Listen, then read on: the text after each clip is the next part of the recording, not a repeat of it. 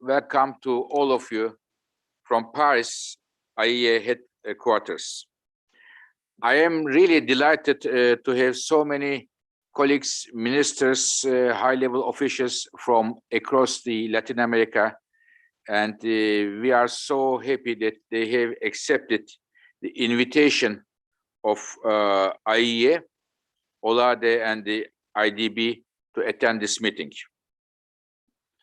We are very honored to organize this meeting together with our colleagues from IDB and OLADE. When I look at the countries attending this meeting, they make about 2/3 of the Latin American energy consumption, which is, of course, very representative. But today, we talk about what are the advantages, strengths of Latin America when it comes to a world which aims to reach net zero climate goals. Energy is an enabler for the economic growth, prosperity, but at the same time, energy may well lead to a major problem of climate change. How do we combine these two things together is a homework for the IEA and many of the organization colleagues around this table. Now, we all know that in the last few months, more and more countries, governments make strong commitments to bring their emissions to net zero by 2050 across the world. And when we look at Latin America, we see that about 60% of the Latin American energy consumption is committed to net zero by 2050 by their governments. It's a very strong number. Many of you may know that only 6 weeks ago, we provided a roadmap for the world, how the world can reach a net zero energy system. Between now and 2030, what kind of steps we have to make as the world to reach net zero by 2050. And as we say in this report, that there is not one single pathway. And what we describe is not the pathway, it is a pathway. Countries, according to their circumstances, economic development levels, and their political priorities, may choose, and in my view, should choose their own pathway to bring their emissions to net zero. When we look at Latin America, we see that in addition to hydropower, I will come in a few minutes to hydropower, which is a favorite topic for me. We see that for renewables, we see very good numbers, very good results, both for solar, wind, and bioenergy. We are getting one after another good news from different Latin American countries, records after records in terms of solar installations, solar prices going down, which is very good. Only 6 months ago, I said that the solar is the new king of global electricity markets, overtaking from coal of many years of dominance. Now, we at the IEA believe that we need all clean energy technologies to reach those targets. We cannot pick up one and forget the other one.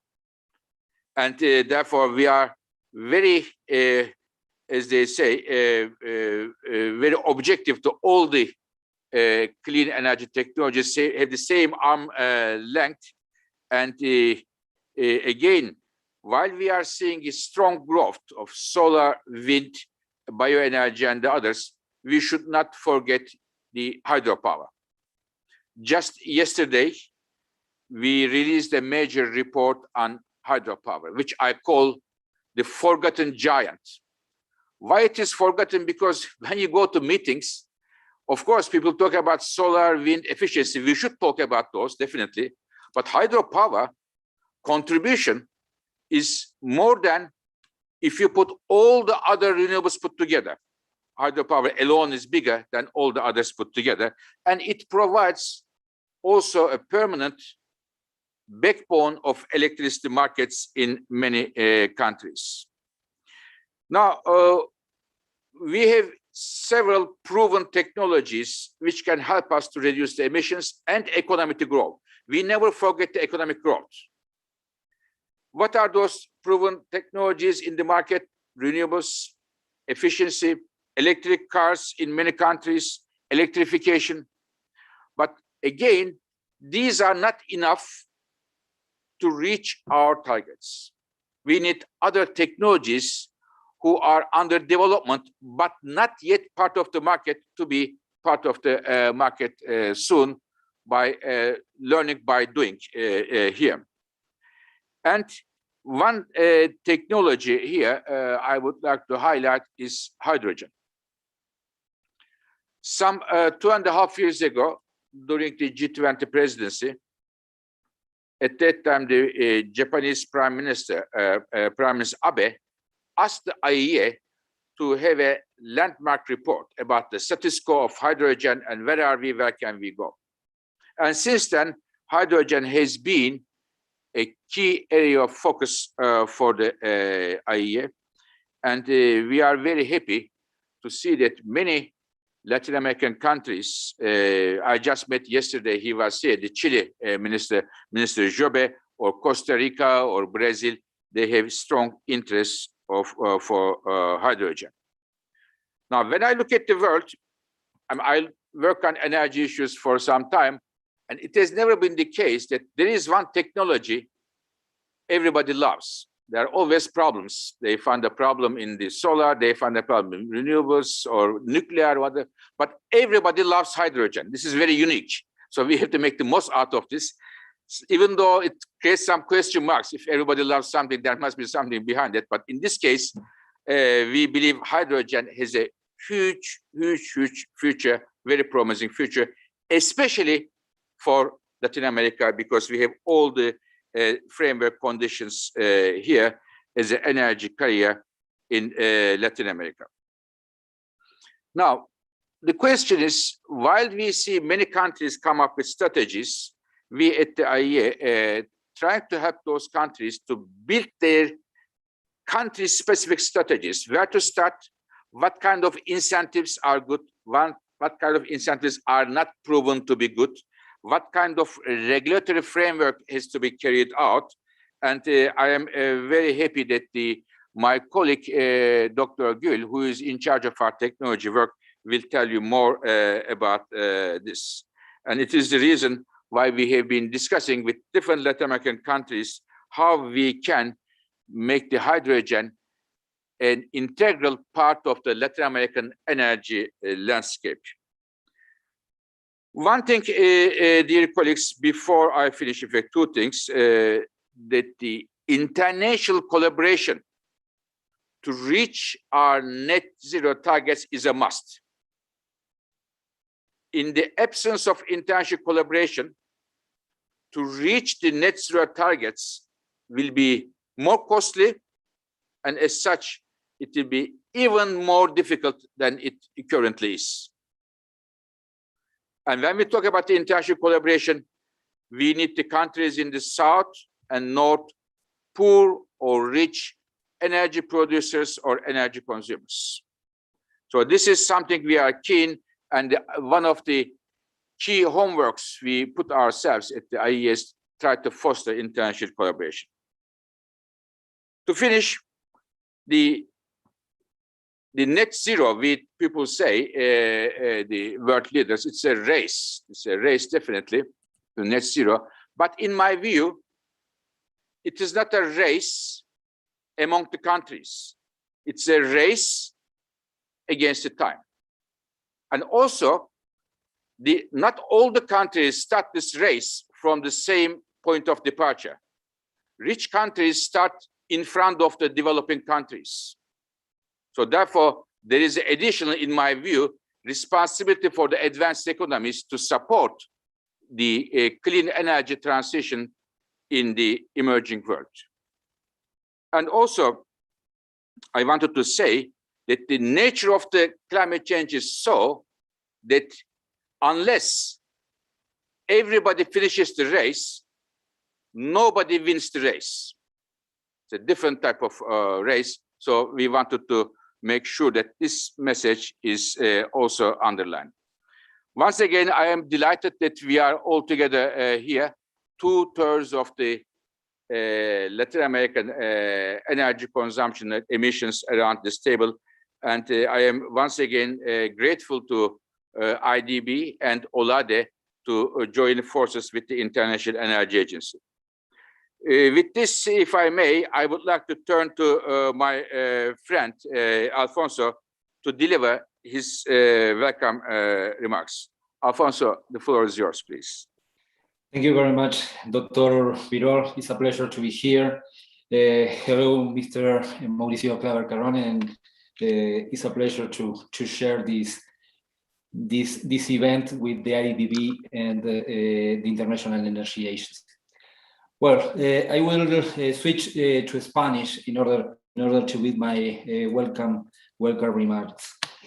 Señor Director General de la Agencia Internacional de Energía, Executive Director of the International Energy Agency, President of the International Inter-American Development Bank, ministers from Latin America and the Caribbean, ministers from the International Energy Agency, representatives of our energy agencies, ladies and gentlemen, greetings from Quito in Ecuador. At the headquarters of the Latin America Energy Organization. We are working in a constant spirit of collaboration, which has made it possible for us to organize these debates at a very high level of interest to all of our regions. We are coordinating among agencies which share a common goal.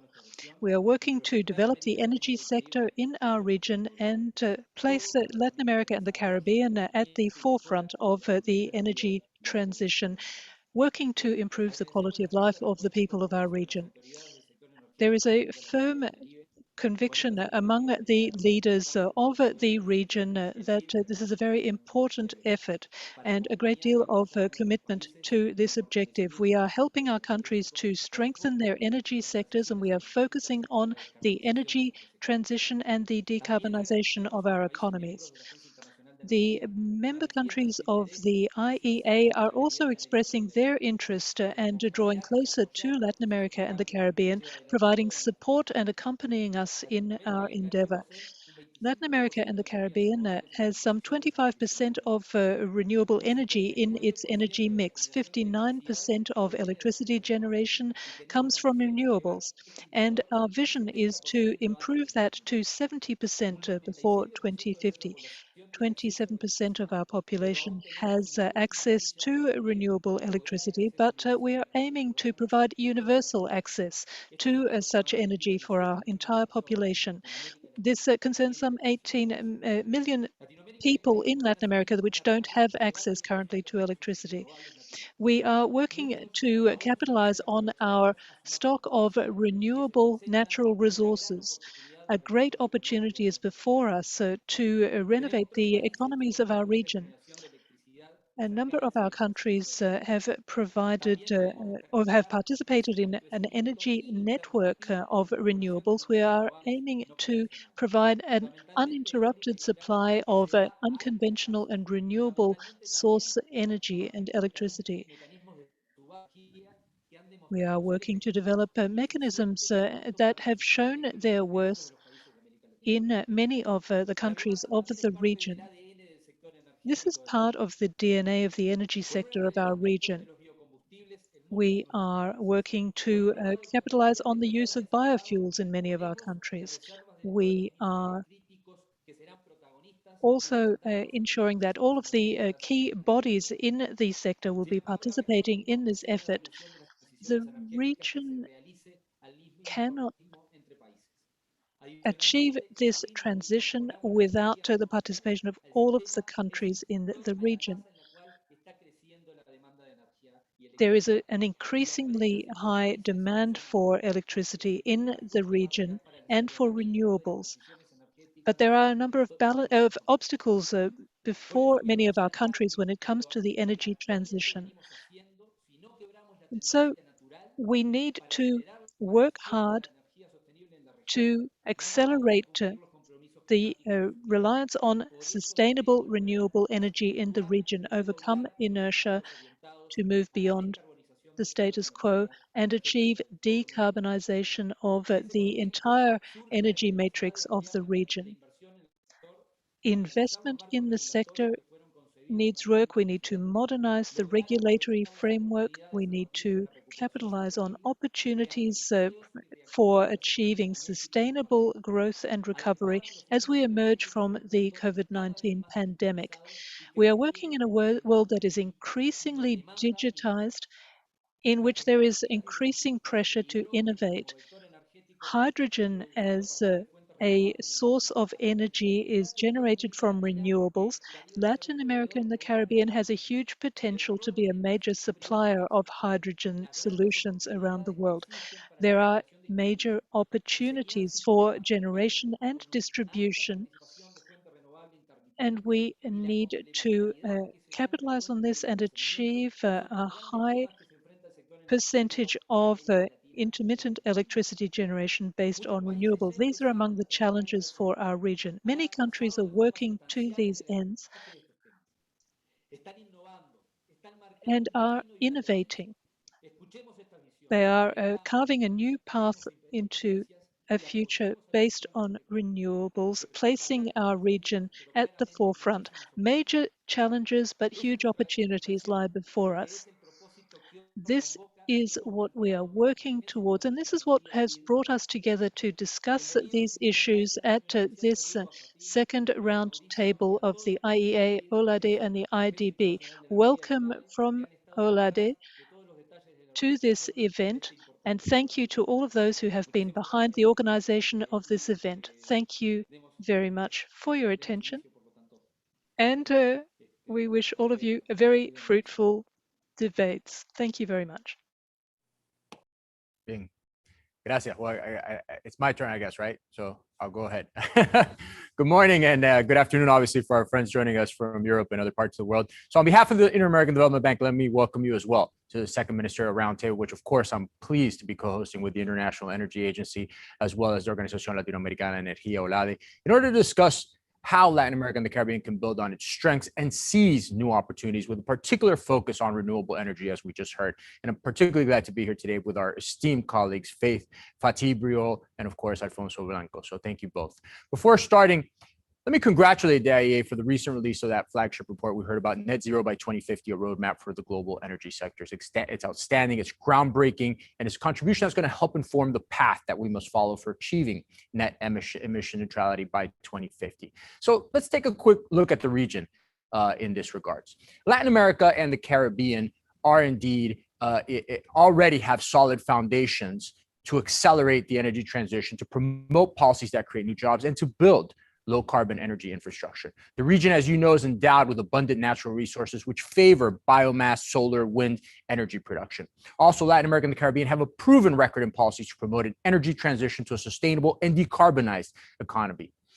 The IDB has been and will continue to be even more a partner of choice in the energy transition as a result of our relentless commitment to build a more sustainable hemisphere, which of course is one of the goals of the Vision 2025 we introduced at our annual meeting. We have financed over $24 billion in hydropower development projects, such as the binational Salto Grande hydropower plant between Argentina and Uruguay. The IDB has also financed thousands of megawatts of wind and solar energy generation in Mexico, Brazil, and Chile, to name a few.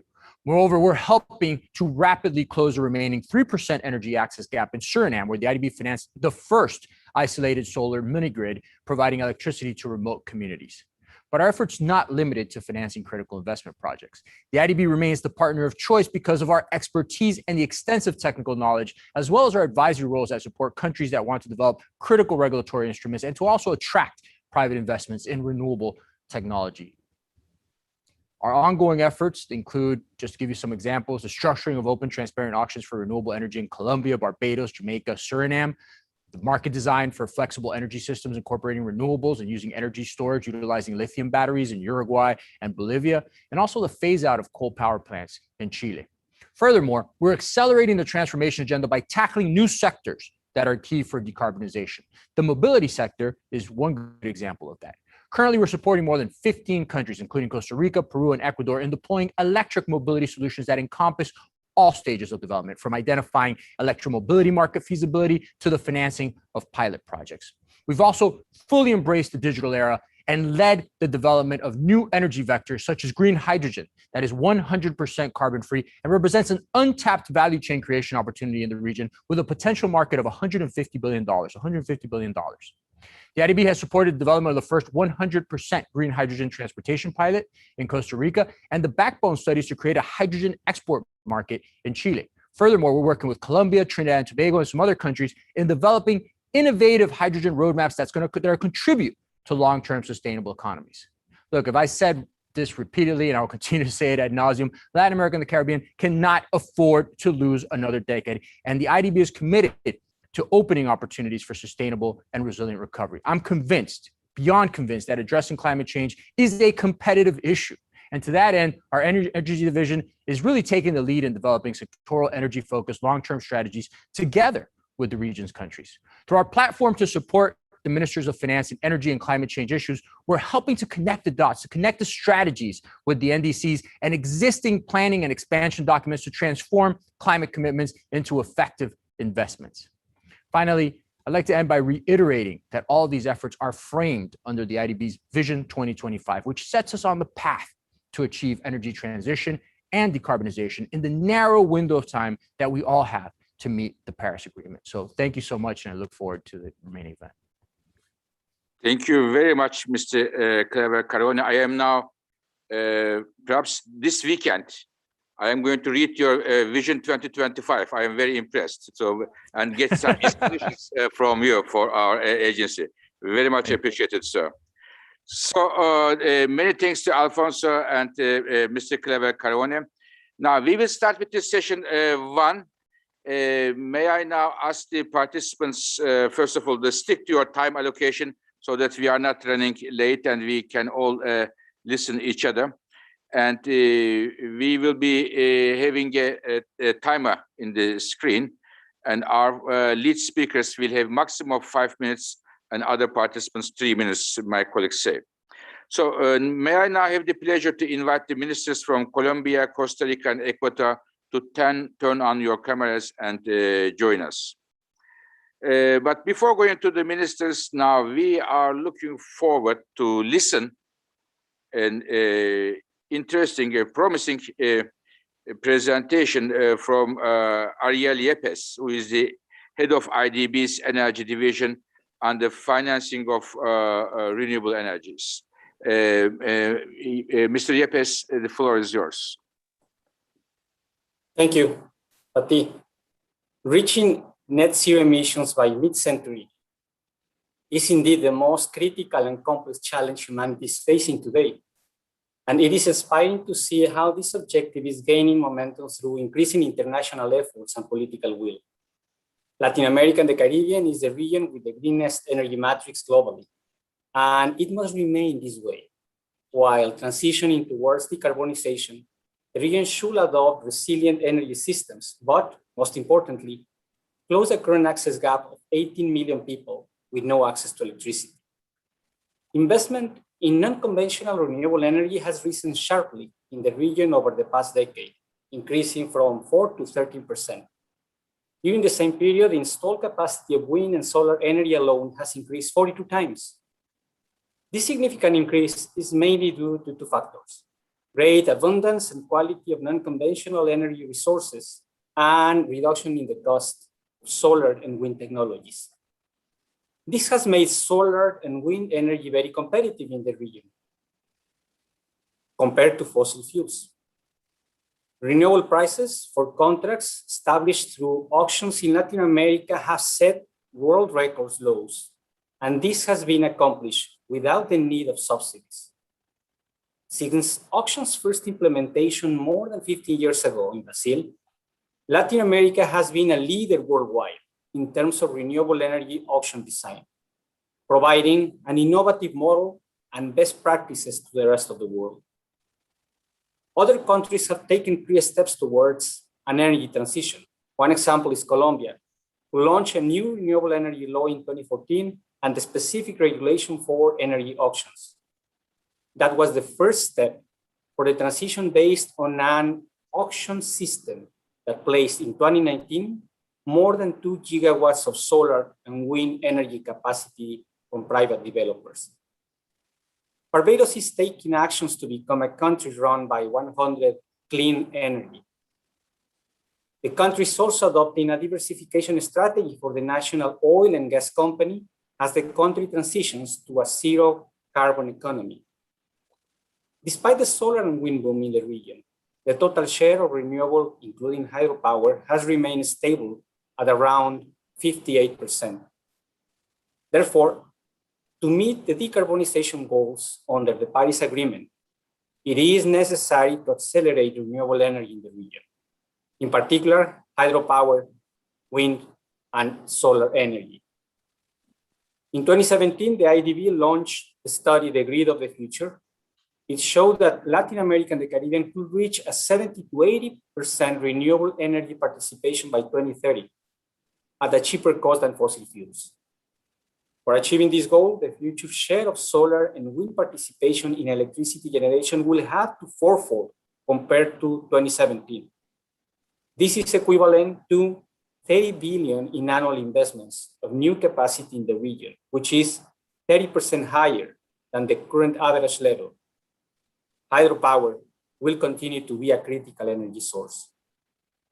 The same study concluded that energy interconnections between countries is key to increase the share of renewables in the energy matrix, since they will facilitate the safe integration of variable energy sources while increasing energy security in the region. In that context, the renewable energy for Latin America and the Caribbean, RELAC, becomes a critical initiative to accelerate the energy transition in the region. RELAC is a regional initiative launched at COP25 in Madrid to reach a regional goal of 70% renewables participation by 2030. The initiative was originally led by Colombia, Chile, and Costa Rica. Currently, there are 11 member countries, and we are actively working on adding more members. Reaching RELAC's goal implies increasing the share of renewable energy. It also means an increase in climate action ambitions. It is the first time that a group of countries in Latin America and the Caribbean agrees voluntarily to promote renewables with a concrete goal and a platform designed to support countries in the process. Countries such as Costa Rica and Uruguay have been already able to achieve almost 100% renewable electricity. These success stories show common elements: a broad political consensus to move forward, strong government leadership in policy and regulatory management, and a productive dialogue between the public and private sectors. Another conclusion that emerges from these success stories is that in the context of Latin America and the Caribbean, higher participation in renewables does not necessarily imply the need for subsidies. There is, however, a need for a proper enabling framework to mitigate all possible investment risks. In that context, RELAC's approach is to support countries overcoming barriers to renewable energy adoption. From this perspective, our generation has an extraordinary opportunity to make significant contribution for the generations to come. It is linked to the decisions that need to be taken in the energy sector to make it more resilient, sustainable, and accessible. And the region is very well positioned to transition to a greener, renewable energy matrix in the near future.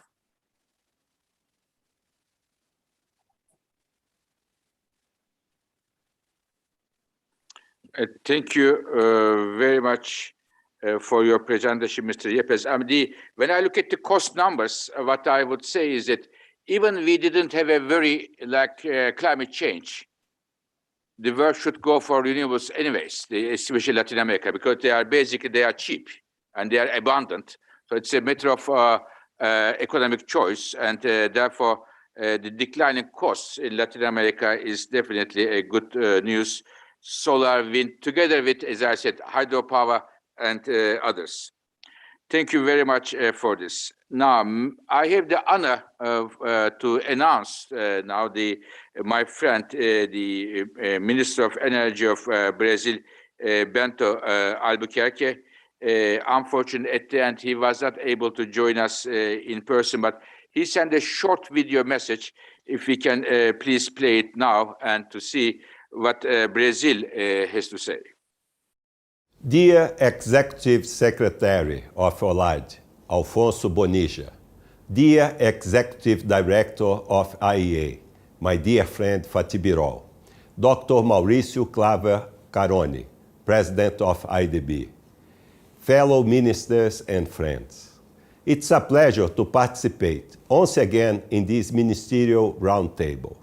OLADE is an essential player when it comes to energy integration in Latin America and the Caribbean. IDB is crucial for the implementation of projects and initiatives in our region. And IEA has been giving a significant contribution to our combined efforts. Today's session on renewables is relevant and necessary in the context of a global transition to a low-carbon economy. We must use all available technologies to promote clean energy transitions according to national, regional, and local realities, and also investing in research and development so that new technologies become available in the near future.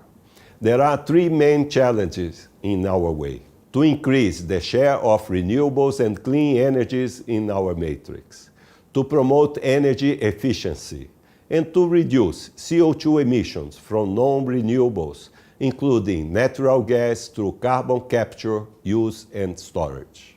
We must also ensure adequate levels of flexibility and capacity in the system, without losing sight of the affordability for people and the economy. A stronger regional power integration is certainly important for our energy security. Exploring synergies between existing and new infrastructures, hydrological regimes, and demand fluctuations. As you all know, Brazil is going through a severe hydrological situation at this moment, and a good collaboration with our neighbors, especially Argentina and Uruguay, is being essential to face this challenge in a coordinated way. Dear friends, according to the IEA, modern and sustainable bioenergy can represent almost 20% of the global energy supply in 2050. This is a great opportunity for our countries. Bioenergy can generate new high-quality technology-based jobs, fostering rural and regional development. It is the current option for direct introduction of renewables in the transport and industrial sectors. Just last week, for example, a second cellulosic ethanol plant was announced in Brazil, and its future production has already been sold under long-term contracts. Wind and solar energy have also been rapidly expanding. Over 1 decade, the installed capacity increased 18 times. According to our projections for 2030, solar will reach at least 5%, and wind 14% of Brazil's power generation. Scaling up and replicating successful initiatives depend upon the support of institutions like the IDB, not only for establishing new infrastructures, but also for funding research and development of new technologies. The hydrogen sector, for instance, is one that is developed at a rapid pace in Brazil and in other countries of the region. In the United Nations High-Level Dialogue on Energy, held last week, Brazil served as energy transition champion together with Chile and Colombia. The government presented 2 voluntary commitments, one on biofuels and another on hydrogen. And we have seen a very positive engagement of the Brazilian private sector in this exercise. I am certain that our region has all the attributes to become a champion in renewable energies and take advantage of the global energy transition. We have abundant natural resources, a decades-long experience with clean energy, and we are committed both to tackle climate change and foster sustainable development. Thank you.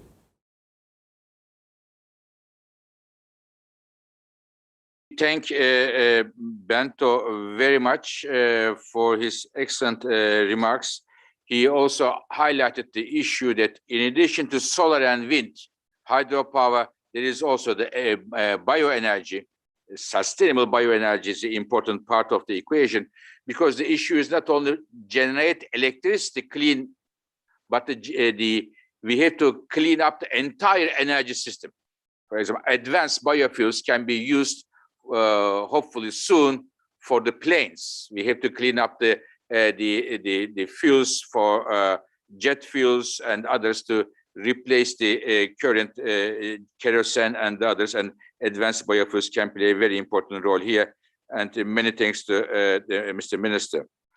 Now, we turn to Colombia. I am delighted to hand the floor to Vice Minister Miguel Lotero.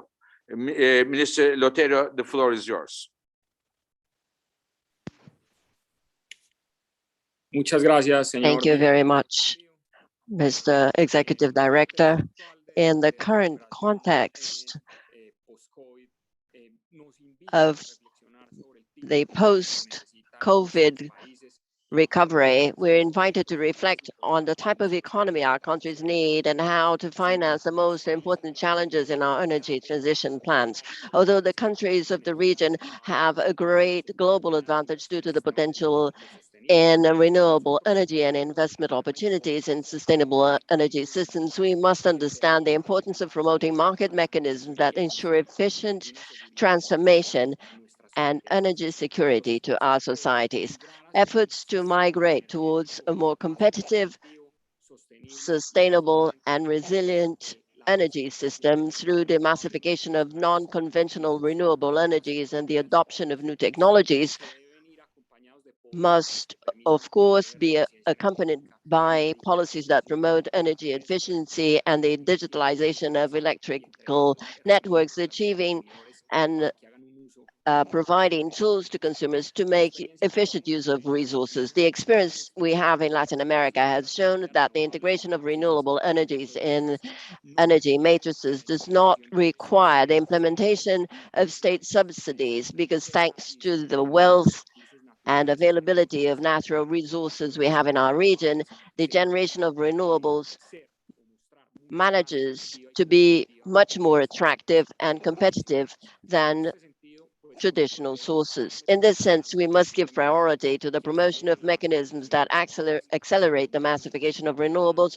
and that promote private investment, especially important in countries with limited fiscal space. Renewable energy auction mechanisms have proven their effectiveness in countries such as Colombia, Brazil, Argentina, and Mexico, and have facilitated the development of new technologies that may be essential for the implementation of our sustainable recovery plans. Specifically, in the case of Colombia, an attractive regulatory and fiscal framework was created for private investments, within which tax incentives for energy generation and efficiency projects stand out, which include, among others, the obligation for energy markets to buy between 8 and 10% and a 50% discount in income tax in a period of up to 15 years, of automatic VAT exemption on the purchase of import and equipment for energy production from unconventional sources. The recent approval by Congress of the Republic of a new energy transition law expands some of these benefits and regulates new technologies such as geothermal and hydrogen. These incentives have been complemented by successful auctions that includes innovations in public policy, such as having carried out the first two auctions for renewable energies in the world. This was carried out in October 2019 and managed to assign 9 RE projects with an installed capacity of 1.3 megawatts. That same year, through the reliability charge auction, firm energy obligations were awarded to 5 wind and solar projects. And in total, these projects represent investments of more than $2.2 million in investment and the creation of more than 6,000 jobs. Additionally, this year, the government launched a renewable energy auction that will be awarded in October of this year. The projects qualified to participate of 7.2 gigawatt and could generate investments of more than $6.8 million. It is also essential to work together with the private sector to promote access to energy for the entire population, accelerate the current development rate, and provide energy solutions to rural regions in a better and more efficient way. We must work on a new public-private model to advance the universalization of coverage that combines efficient government subsidies with new and storage technologies, pay-per-use methods, user-centered solutions, and greater financial sustainability.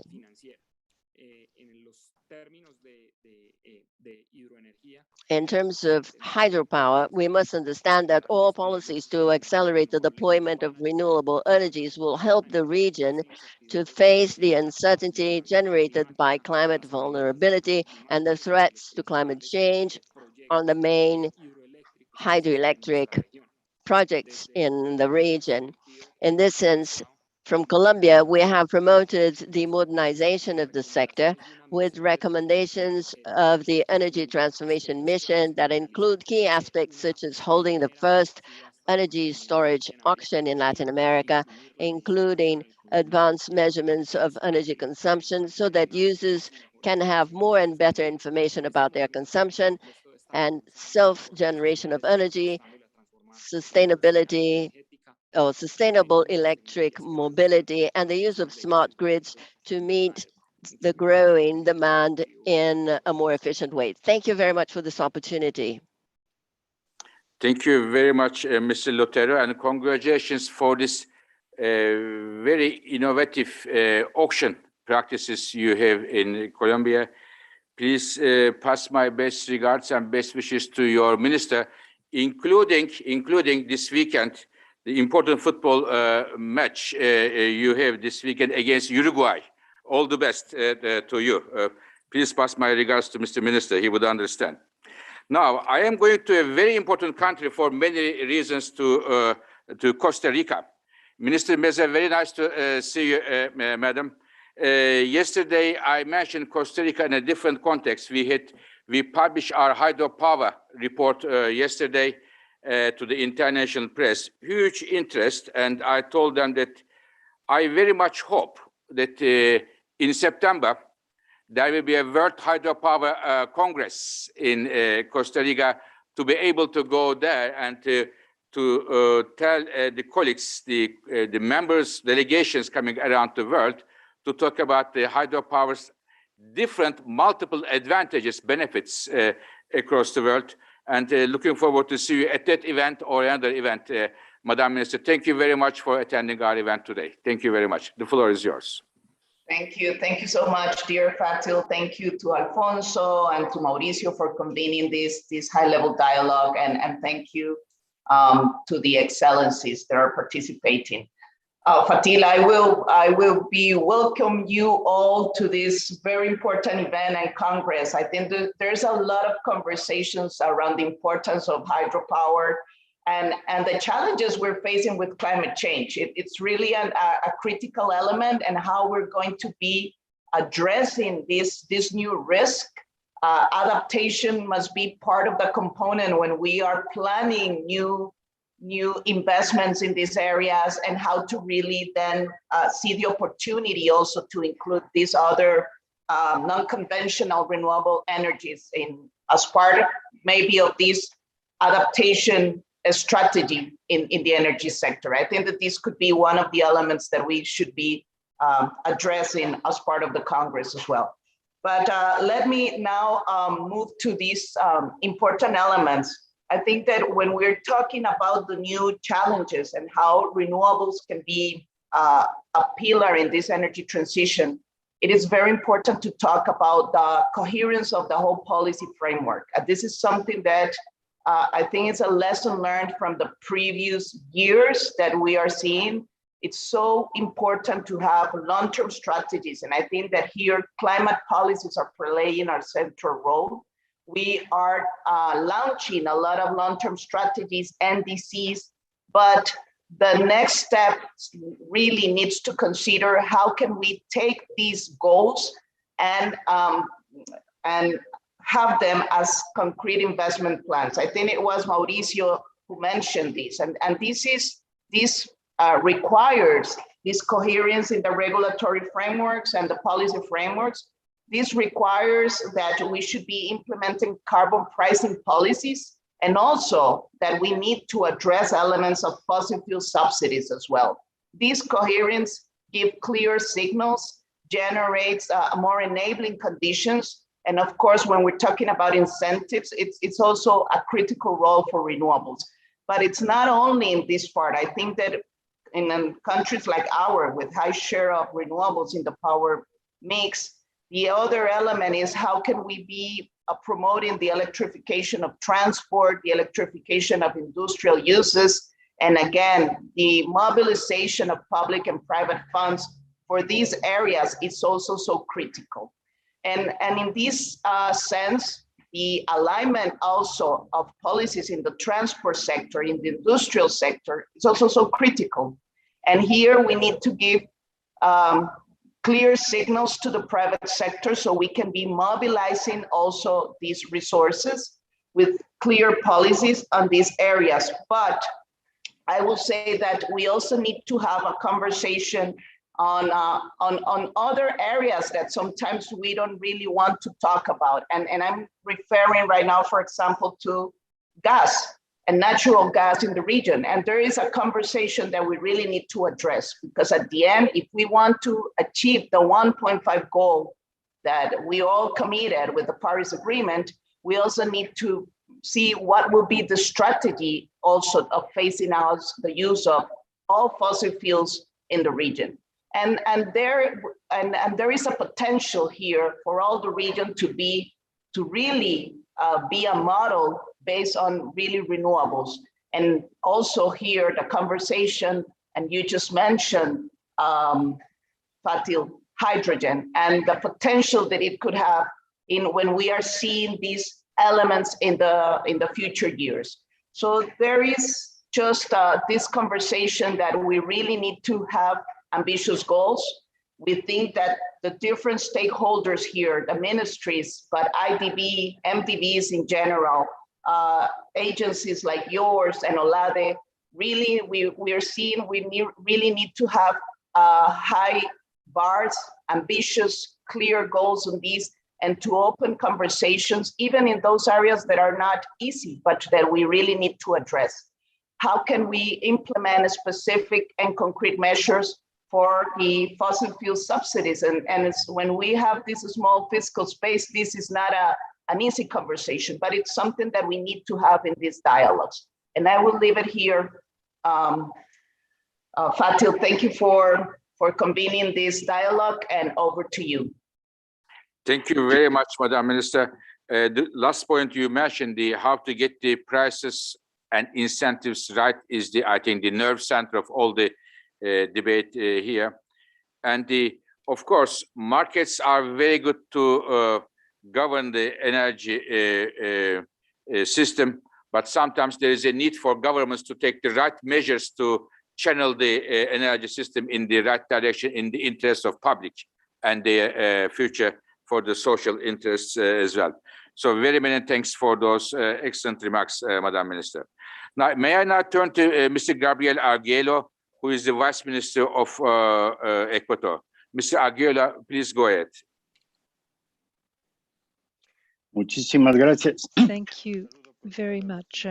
Warm greetings to the executive directors of the IEA, of OLADE and the IDB, also the distinguished ministers and vice ministers participating in this dialogue. The sustainable use of natural resources and investment in clean energy are imperative today to satisfy the demand for energy. And needs to be taken into account in the policies of our governments, which is the case in Ecuador. In Ecuador, we have set up mechanisms for the creation of renewable energy through calls for tender and public-private partnerships. Last year, our Ministry for Energy launched a call for private firms to submit bids for the construction of wind parks for periods of 20 to 25 years, 20 years for solar and 25 for wind. This involves the construction and operation of 320 megawatts of renewable photovoltaic and wind generation, including a micro network with storage in the Galapagos Islands. This involves $450 billion in investment. In 2021, we will be launching 2 new blocks of renewable energy capacity for private tender through competitive processes. We're aiming to achieve a greater penetration of photovoltaic, wind and small-scale hydro energy through efficient mechanisms, and this will be a job-generating driver across Ecuador. We have carried out studies on the impact of climate change in the water basins of the key project areas. Given the risk, we are working to update our networks, integrating decarbonization and decentralization principles, encouraging distribution and a diversification of sources of raw materials for electricity generation. As Ecuador has a major hydroelectric capacity, 20% of demand at the moment will be covered by hydropower. Ecuador has been committing itself strongly to the energy transition. This involves regulations for generation and distribution on the basis of renewable sources. We are developing laws and regulations that will clearly regulate and promote clean energy. We have already run the first public tender processes for renewable capacity, and we will be launching more projects along the same lines. We are taking the first steps also to incorporate hydrogen into our energy matrix, and this is something that is very much the focus of our debates at this forum today. We consider that regional integration is of fundamental importance for guaranteeing the security and quality of supply of energy on the basis of renewables in our region. Our country has a policy on sustainable energy in our organic law on energy efficiency. However, it is also necessary to promote cultural change and work to improve quality of life through efficient use of resources and reliance on a diversity of sources. We have 3 pillars for action for our sustainable recovery: teleworking, adequate delocalization and focus on local supply, using mass and efficient public transport solutions, including, for example, a metro system, and promoting electromobility. We have been also working to reduce taxes and levies on electrical vehicles. We are working on ISO 50000 in this regard. Finally, it is also worth pointing out that we will soon be launching extremely important projects in the sector of renewable energies, in electricity generation and in the oil sector. Thank you very much for your attention. Thank you very much, Minister Arguello. Of course, Ecuador has significant oil production, but at the same time making huge efforts and successful efforts in terms of providing clean energy to its citizens. Thank you very much for that. Now, this concludes our lead interventions from Latin America. Now, may I invite the Italy, Japan, and US governments to join us by activating the cameras. First, I would like to start with Italy, Ambassador Luca Sabatucci, Director General for Global Affairs and Director General for Latin America at the Ministry of Foreign Affairs of Italy. Italy this year has lots of international high-level responsibilities, being the co-president of COP26, critical for all of us. But at the same time, as important as that, if not chairing the G20, and Mr. Sabatucci is sitting on a very, very important chair. Very nice to see you, Mr. Sabatucci. Looking forward to hear your views, sir. Thank you. Thank you, Fatih. Excellencies, dear friends, hi Virginia. As a matter of fact, I was in the G20 ministerial meeting, foreign ministerial meeting in Matera, Italy, just yesterday. And it is indeed a pleasure to contribute to this roundtable on Latin America's role towards an energy future with net zero emission. A climate neutral future is indeed the only way to avoid the worst consequences of climate change. As the latest international science tells us, we have placed such endeavor at the center of Italy's leading role in this crucial year, as you reminded, as presidency of the G20 and partner of the UK in the COP26. The opportunities offered by renewables, especially if accompanied by the alignment of global financial flows towards a green and sustainable recovery, will be key in ensuring prosperity and environmental sustainability while eradicating energy poverty. The recovery plans that worldwide governments have been adopting to help our economies to bounce back from the downturn caused by the pandemic should be designed to give a boost to the clean energy transition. Undoubtedly, Latin America has a great potential for clean energy and a deep expertise to share. Many countries start from a privileged position with some of the highest shares of renewables in power generation and transport, thanks to the promotion of hydropower and biofuels over the past decades, as remembered by the ministers who intervened before.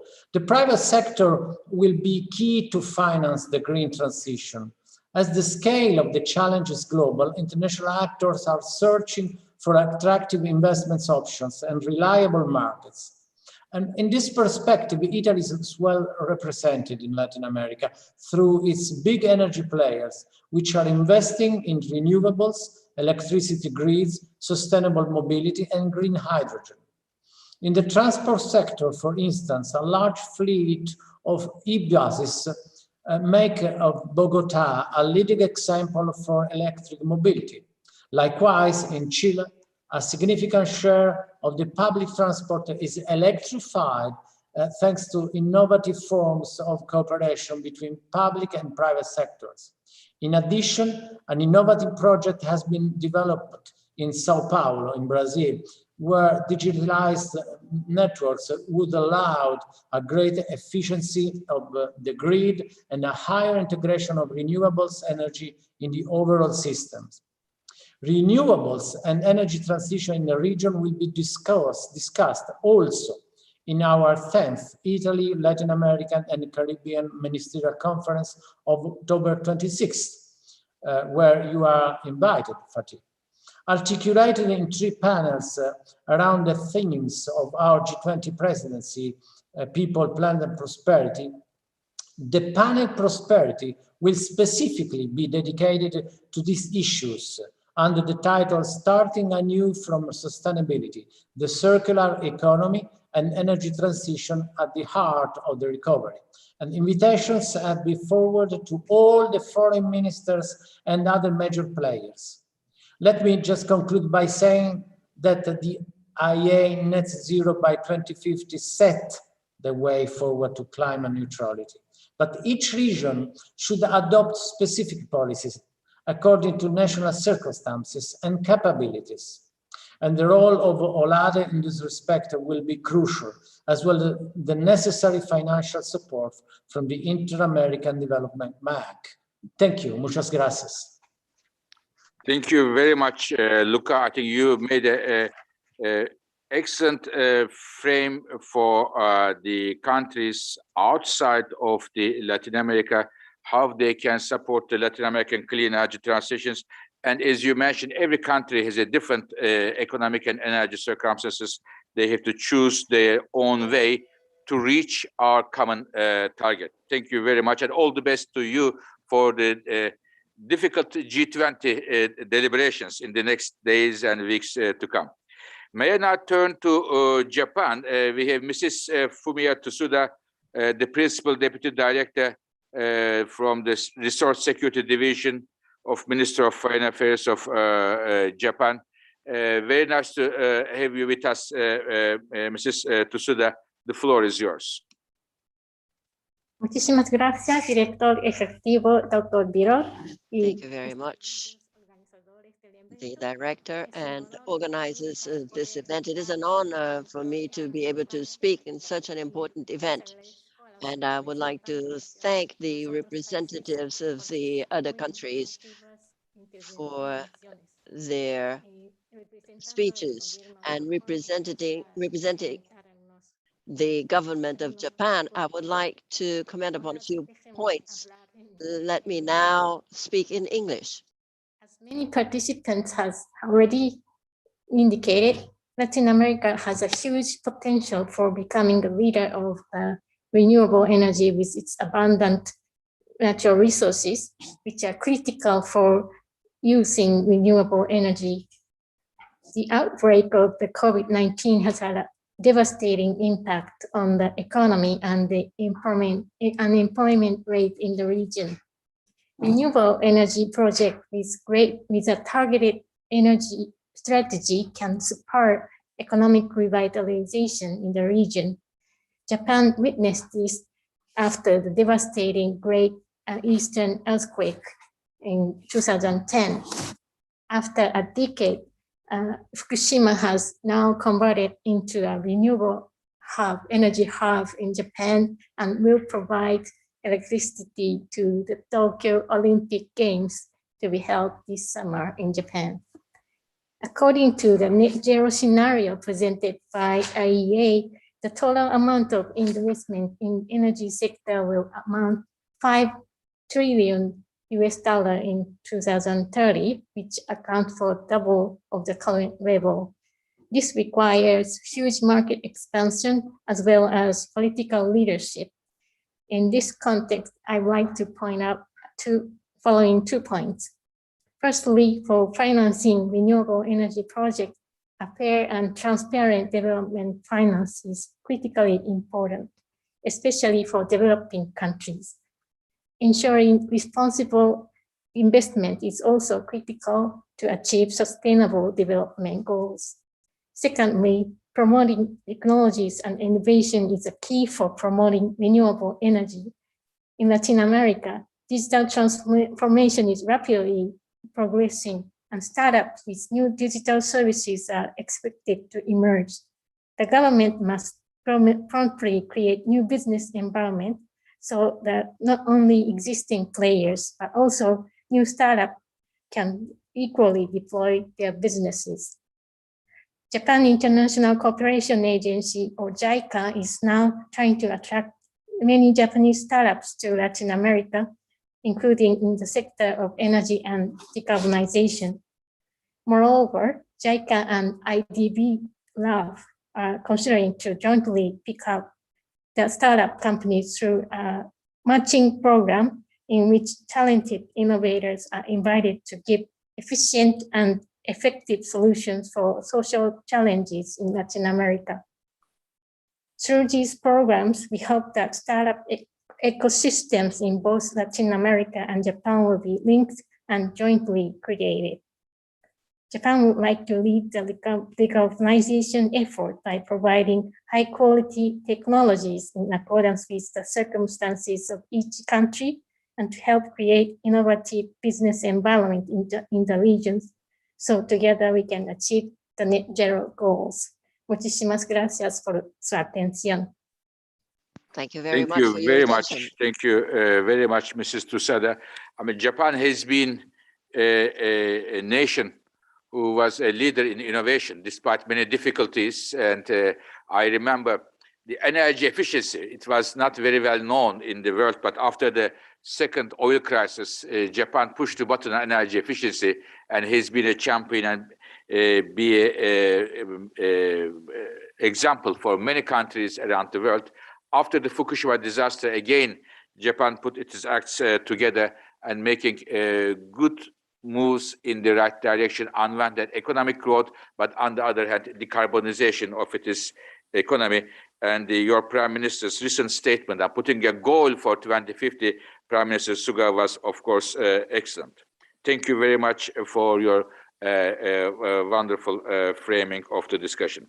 Now, we go to the United States. I am honored to present my colleague, Mrs.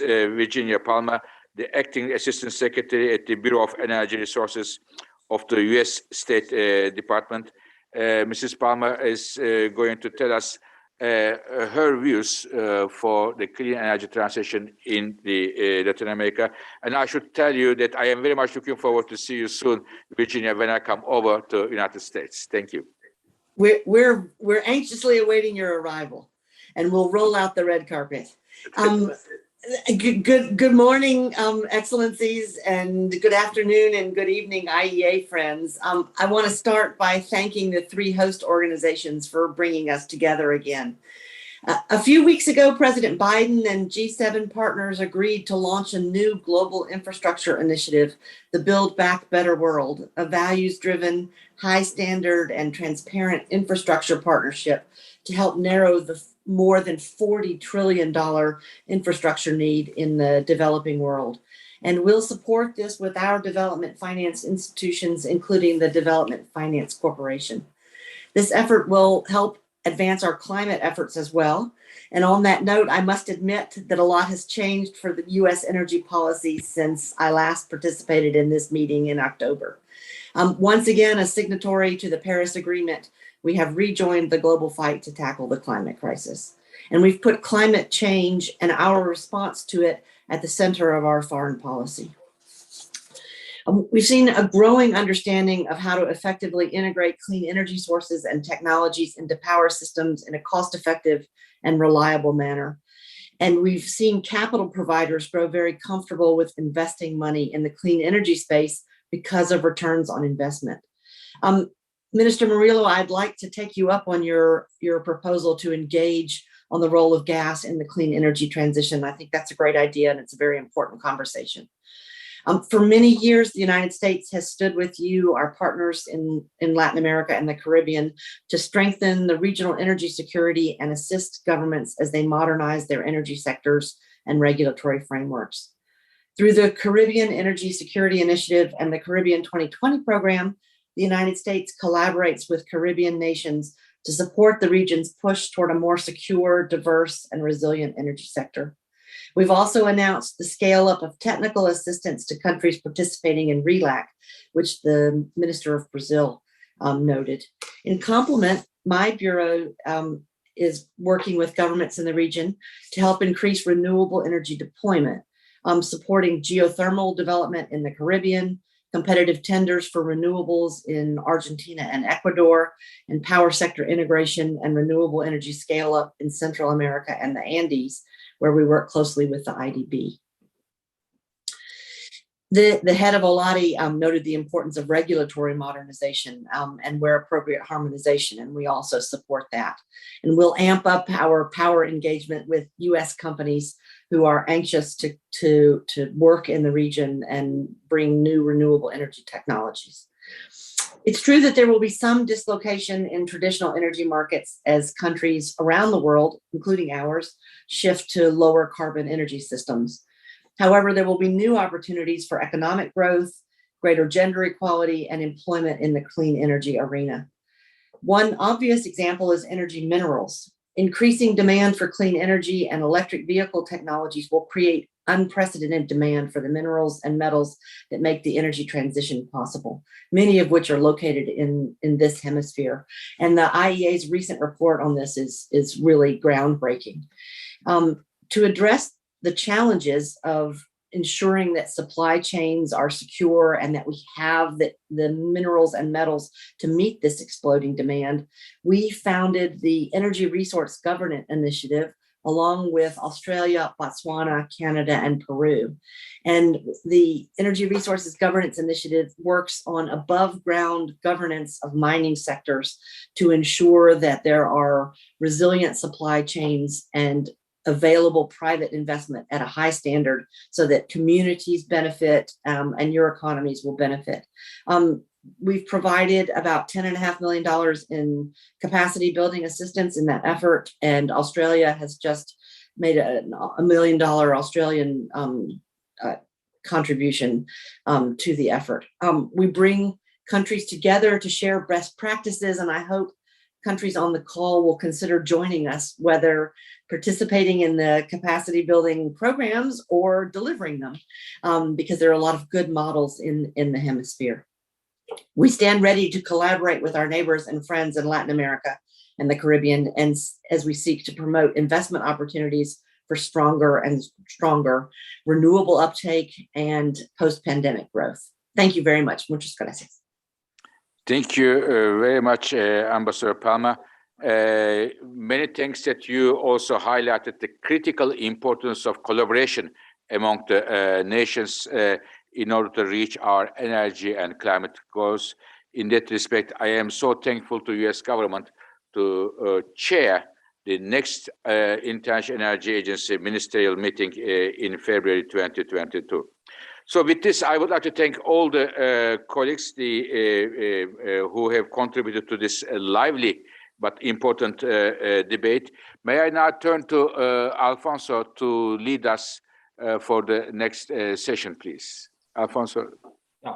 Thank you very much, Dr. Virol. It's a pleasure to moderate this second session. We are out of time, and so I invite Argentina, Chile, Panama, Peru, and Timur Gul from the International Energy Agency to activate your cameras. Well, this session will be regarding the role of the hydrogen in the energy matrix of the Latin American region.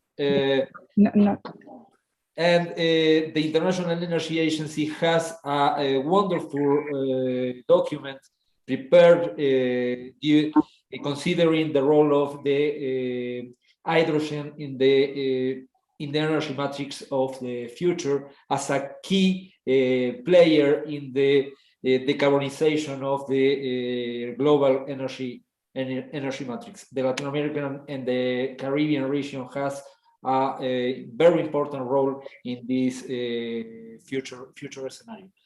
Well, Dr. Gul, the floor is yours, and for the presentation of the document.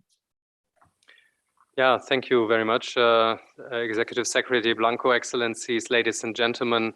I'm delighted to be here today and to address this roundtable to share some of our analysis and insights on in fact, the relevance of hydrogen deployment to achieve net zero emissions from the energy sector by 2050, building on the global roadmap that we recently released and that was also referred to in the last session, and then also to discuss a bit what this may mean for Latin America, somewhat previewing some of the work that we will be publishing in August. Let me start with the global picture. You're all aware that hydrogen is not new to the energy scene. We had a series of false starts, if you wish, for the deployment of hydrogen, but it's now increasingly clear that hydrogen can play the role of a critical enabler of a transition to net zero emissions in the global energy sector. It is already used today in some parts of the energy sector, most notably in the chemical industry, such as fertilizer production in particular, as well as in the refining industry. But to reach our global climate goals, the use of hydrogen must expand to many more sectors. In our Net Zero 2050 pathway that we released on the 18th of May, the use of low carbon hydrogen globally expands rapidly into many different sectors, from heavy duty trucks to ships and airplanes, from refineries and chemical production to iron and steel production, as well as power generation. The problem that we are facing today with hydrogen is, of course, that it's not a low carbon fuel at all. It is actually linked at a global level to 900 million tons of CO2 emissions, which on aggregate is of the order of the emissions of the United Kingdom and Indonesia combined. Cleaning up existing uses of hydrogen in refining, in the chemical industry, fertilizer production in particular, is therefore a near-term priority that governments will be working towards. This will not require, and that's the good part of this effort that lies ahead of us, this will not require the build out of new infrastructure. If governments incentivize the use of low carbon hydrogen in these existing uses, in the refining sector, in the chemicals industry, however, then this can help build up the economies of scale that we will need to bring down the cost of low carbon hydrogen production for electrolyzers that will help to produce renewable hydrogen, as well as for hydrogen that is produced from natural gas with CCUS.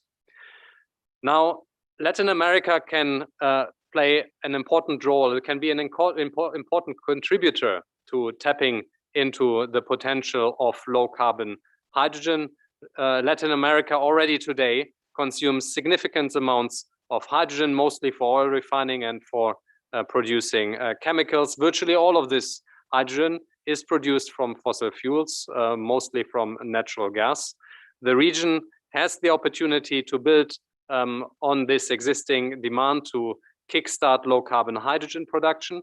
Why would Latin America possibly want to do so? First, of course, because it can help Latin American countries to decarbonize their energy consumption beyond the already very clean power mix, in particular, of course, in refining and chemicals, but it can also help integrate further renewable energies by providing additional flexibility options to the grid. And second, Latin America is, of course, a global leader in renewable energy use, as we heard in the last session, and so it can use its world-class renewable resources and export sunshine via hydrogen to help accelerate the global transition to net zero emissions. In fact, our global analysis suggests that many of the parts of Latin America could produce some of the most competitive hydrogen from renewables in the world, and so this could be a means to capture emerging economic opportunities from hydrogen demand that other countries are currently working to build up and that are not as blessed with renewable sources as Latin America. Obviously, this will require closely watching how quickly or not other countries build up low carbon hydrogen demand. All of this will, of course, be a significant challenge. And so for governments that are interested to explore the opportunity that hydrogen may offer, there are 5 key aspects to work towards. First, the governments need to define a long-term vision for hydrogen in the energy system. Chile was the first country in the region to publish a national hydrogen strategy less than a year ago, and more than 18 countries in the world are currently developing their national strategies, including many here in the Latin America region. This is an important way to anchor the expectations of the industry, of the investors, giving a clear signal of what the governments may want to achieve in the context of the other goals for reaching net zero emissions on the one hand, but also while realizing a secure and affordable energy transition for all. Going from strategy building to action, it will then be important to identify the most promising near-term opportunities and support the early deployment of technologies in key sectors. Third, many of the technologies we will need for the production and use of hydrogen are not mature yet today, so R&D, pilot projects, skill development will need to be an early focus in order to help drive down costs and increase the local understanding of the technologies for the production and use of hydrogen that we may be looking out for in the future. Fourth, certification mechanisms are also an early priority to incentivize demand for low carbon hydrogen, and they need to be, of course, internationally harmonized from the outset to ensure that Latin America can be tapping into emerging trade opportunities. And finally, regional and international collaboration are, of course, key to accelerate hydrogen development. We are at the IEA ready, of course, to support Latin Americans, countries in hydrogen policy dialogue with our technical and analytical expertise. And we are, of course, very proud to support and facilitate global discussions through the various different initiatives that we are leading, such as through the Clean Energy Ministerial's Hydrogen Initiative. With that, thank you very much for your attention. Muchas gracias. Thank you very much, Dr. Gur. It's clear that the hydrogen will have a very important role in the near future in the global energy matrix, in the way to the net zero globally. And we have a lot of resources. There are a lot of opportunities to work in the development of the hydrogen after the pandemic, and as a key tool in order to have a sustainable recovery in the Latin American and the Caribbean region. I invite Dr. Javier Papa, Undersecretary of Planning, Secretariat of Energy in Argentina. Argentina has developed a strategy regarding hydrogen recently, and we want to know how is the hydrogen part of the energy planning in the Argentinian energy sector. It's a pleasure to have you here, Javier. Greetings from Quito, Ecuador, and the floor is yours, Javier. Okay, thank you, Executive Secretary Alfonso, and good morning, good afternoon to all distinguished colleagues. Let me start this brief intervention by saying that as of 2020, natural gas accounts for nearly 60% of Argentina's total internal energy supply. As you know, this resource has multiple uses. For instance, it is used for heating in the residential sector, in the industrial sector, in thermal power plants, and as a fuel for vehicles. In Argentina, we have also a large gas pipeline network consisting of more than 16,000 kilometers of length, as well as many interconnections with our neighboring countries, thus facilitating regional integration. And this is particularly important because hydrogen in concentrations lower than, say, 10% may be injected into the grid and blended with natural gas to be transported without making any major adjustments to the grid. Now, in terms of opportunities for the production of the so-called blue hydrogen, the Vaca Muerta field in southern Argentina is currently under exploitation, and it is considered the world's second largest non-conventional natural gas reserve, which can be used to scale up the production of hydrogen. We are already producing about 400,000 tons of hydrogen per year, mainly for industrial uses and for the production of fertilizers. At the moment, more than 80% of such production is gray hydrogen, extracted from natural gas steam and reforming process. Such hydrogen is considered a transition fuel since it generates lower emission levels than more contaminating liquid fossil fuels. And we can say that this is our starting point, right, for the scaling up of a stronger and cleaner hydrogen economy that would supply in the future both local and export markets. Now, as a result of the momentum that hydrogen is gaining as a clean energy carrier, we intend to move forward with the production of blue hydrogen in the medium term, adopting technologies to capture CO2 emissions produced during the steam reforming process of natural gas, right? That's on one side. On another hand, and in terms of opportunities for the production of green hydrogen, the northeast region of our country shows the highest solar irradiation levels in the world.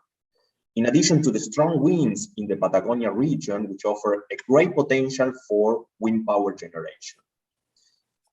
And green hydrogen can also be coupled with hydropower, as you mentioned at the beginning of this event, which is also abundant in Argentina in our path towards a clean and more inclusive energy transition. So just to give you some figures, last April, for example, more than 13% of the total electric power generation was reached from non-conventional renewable energies, which combined with hydropower would reach up to 35% of electric power generation from renewable sources.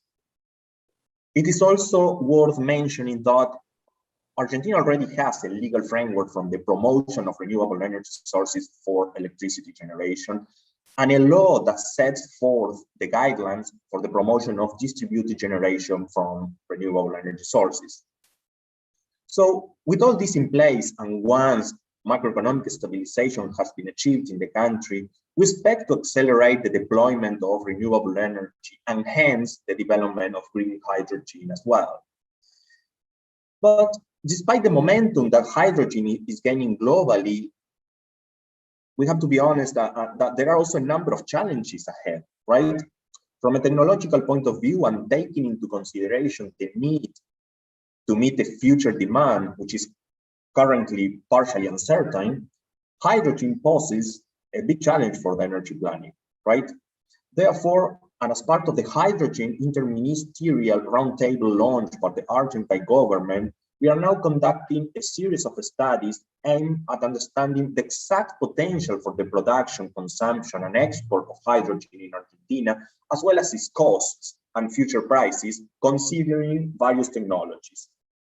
Additionally, the Secretariat of Energy in the country has begun to officially gather information and statistics related to hydrogen production and consumption at firm and regional level, which can eventually feed into our prospective energy scenario towards a cleaner and more inclusive energy transition.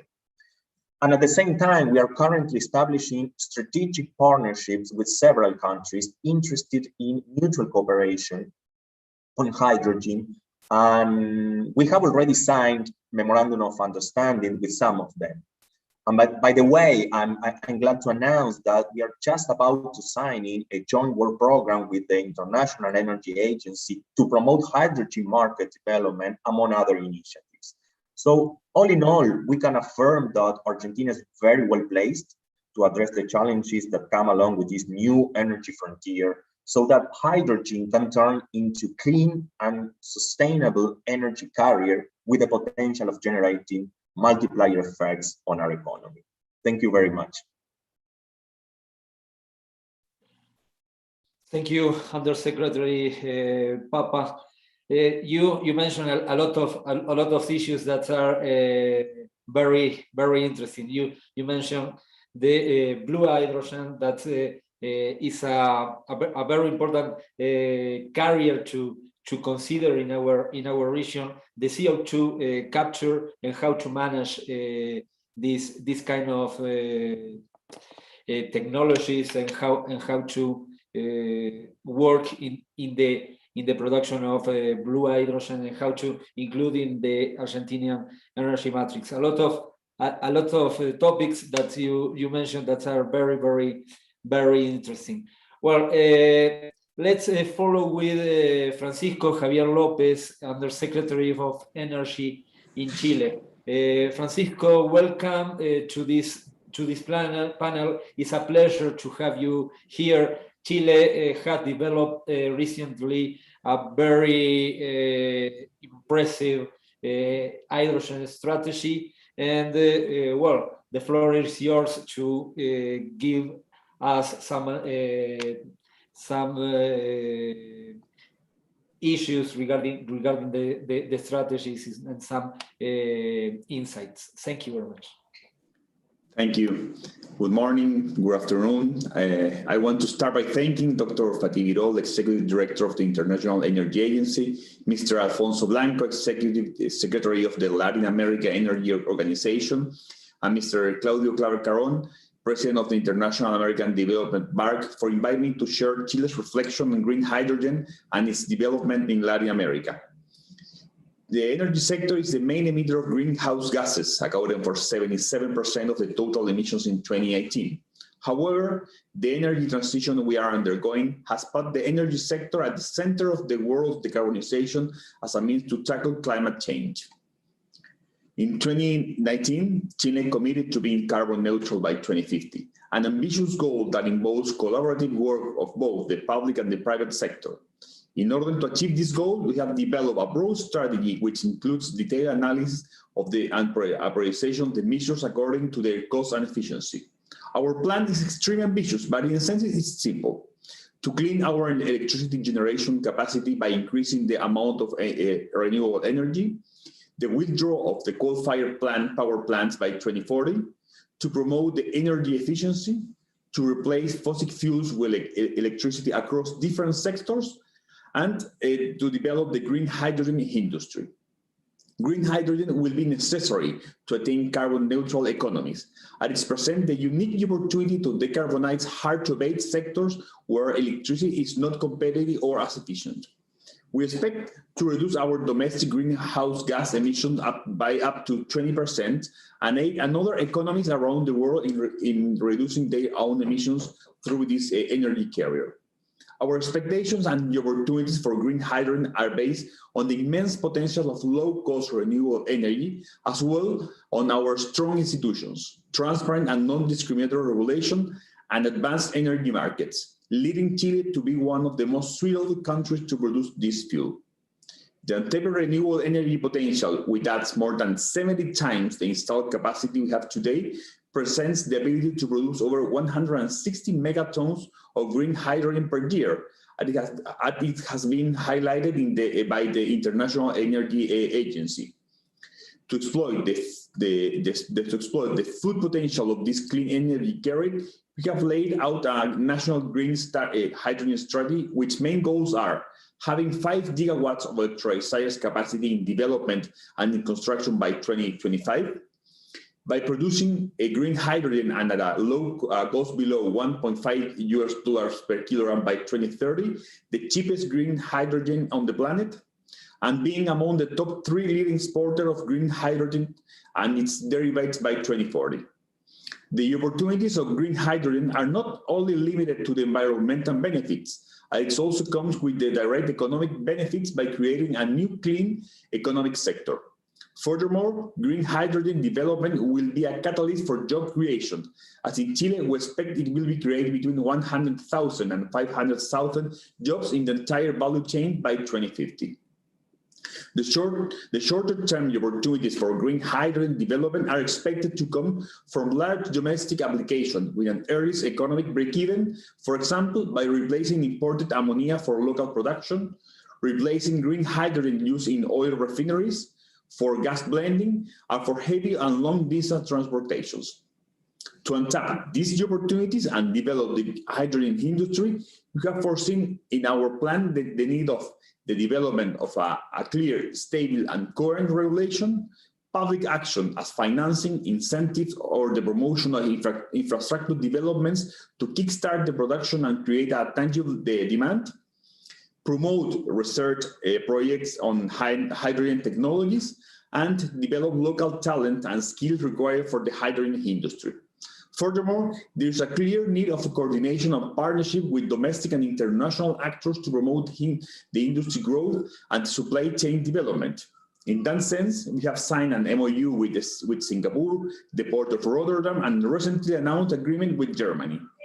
We seek to replicate these bilateral cooperations with other target markets around the region and the globe as well. Positive news, and as a sign that the green hydrogen economy is being built today, are the more than 40 projects that are in different stages of development in Chile. This means that the private sector, like us, are rising to challenge and necessity for green hydrogen. Finally, I would like to thank you again for this invitation to discuss these important issues for Chile and Latin America and all the world. Thank you very much. Thank you very much, Undersecretary Lopez, for this speech about the hydrogen in Chile. I have some particular topics to highlight. Chile has a goal to be the most cost-effective producer of hydrogen around the world, with the huge amount of renewables in the north, with a very low cost of the renewables, and that is very impressive. And how you manage the role of the hydrogen within the energy strategy of the country, including the economical benefits of the hydrogen production in the country. That's a very impressive strategy for the hydrogen in our region, and we congratulate Chile for the advances in that sense. Well, I invite Mr. Jorge Rivera, Secretary of Energy of Panama, and the floor is yours, Jorge.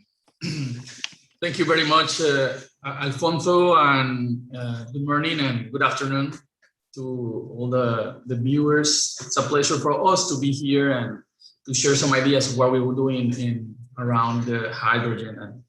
And I'm going to switch to Spanish in order to share the ideas more clearly. Hace casi exactamente 9 meses estuvimos reunidos. After exactly 9 months since we met on the 7th of October of last year, we are meeting again on this occasion. In the middle of the pandemic and its effects. It's having a major effect in our energy sector as well.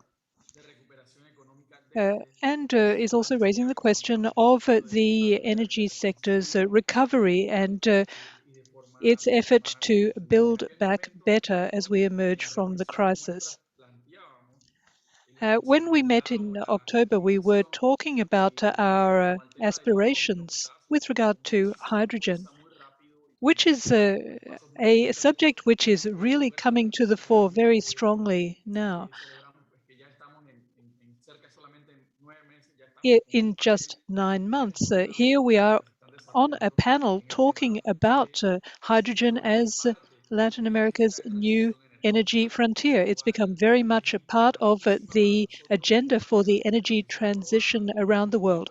And last year, in this context, our government in November approved an economic impact study with the support of the United Nations and the European Union to start working on this sector. We have significant figures related to this subject. Now by 2024, this sector could be generating over 15,000 new jobs, quality jobs in the formal sector. 85% of those jobs will be in the service sector, the rest in infrastructure construction for the energy sector.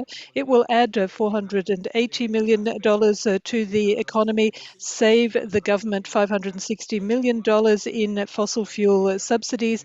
It will avoid some 19,000 cases of respiratory diseases caused by air pollution. Some 20% of Panama's energy generation is generated from wind and solar sources.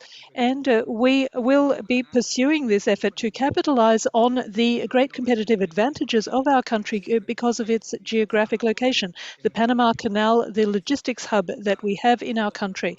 It is something that will enable enormous savings in terms of emissions because of a shortening of the maritime transport routes through the canal. Of course, we need to work on technological progress, but because of our privileged geographic position, Panama is very well positioned to work to provide a hub for the region in its energy transition. We have been working with the support of the IDB for our roadmap for the future. In this regard, we have already signed agreements, cooperation agreements for production and distribution to other regions. In this regard, the demand for electricity is growing, as is the demand for the storage and the compression of the green hydrogen as part of the energy transition, and we are working to provide that capacity. Hydrogen is a technology that is flourishing now in Latin America and the Caribbean. We find ourselves at a historic point in time. But we also need to make an extra effort. It's not enough just to have an open dialogue on the direction that our energy matrices will be taking. That is essential, of course, but we must also develop a regional strategy that is robust, that makes sure that each reduced ton of carbon dioxide is managed such that it does not generate additional emissions at any point in the distribution and storage chain of green hydrogen.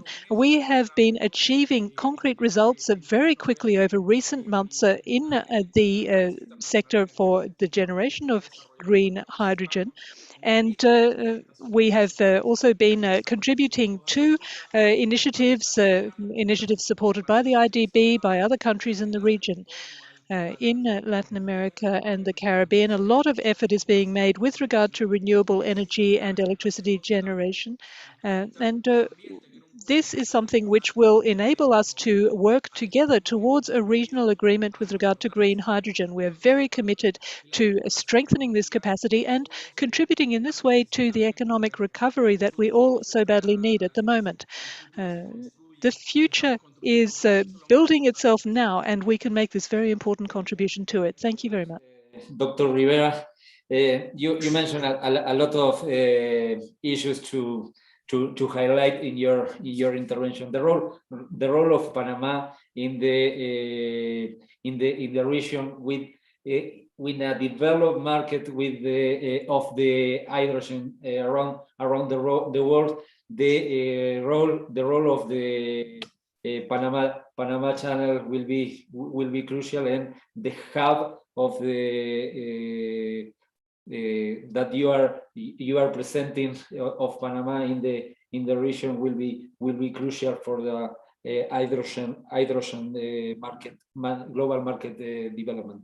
And we check your proposal of the H2LAC initiative, and we will discuss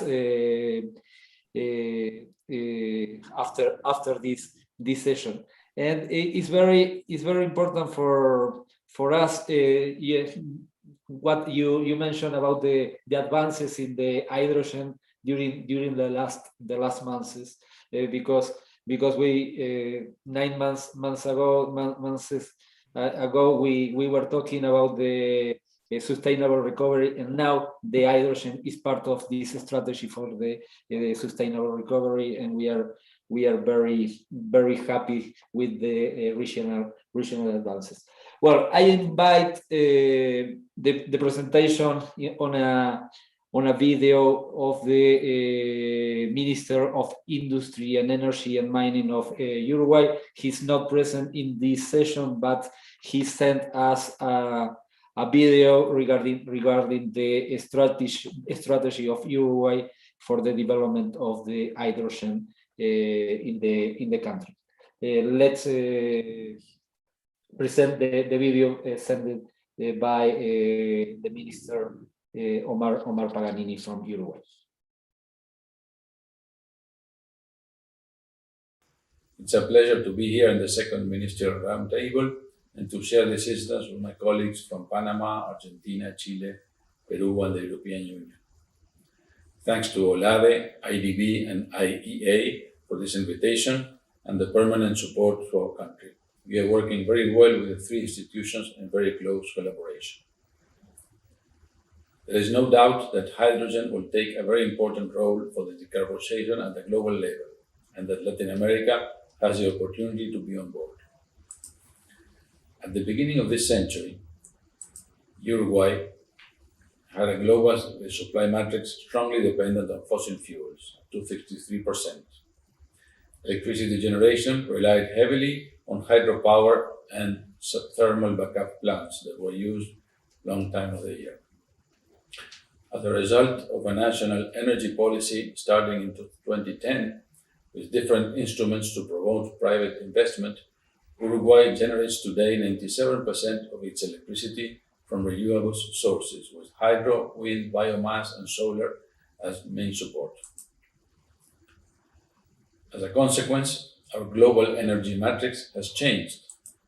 Today, 63% is renewable and 37% comes from fossil fuels, mainly in transportation and industry. Also, Uruguay has changed its role in the region from an energy importer to a net energy exporter, most of it renewable electricity. Since 2013, Uruguay has maintained its performance without interruption. But our potential of renewable energy is much bigger. We need to transform still our transportation and industrial sectors. While battery electric vehicles are the way to go in cars and small fleets, hydrogen is what we need to decarbonize long distance and freight. That is why we're strongly betting on its development. Do we have renewable energy availability? Well, yes. In wind power, we have today 1.5 gigawatts installed, but the potential capability is much bigger, up to 30 gigawatts onshore and more than 250 offshore.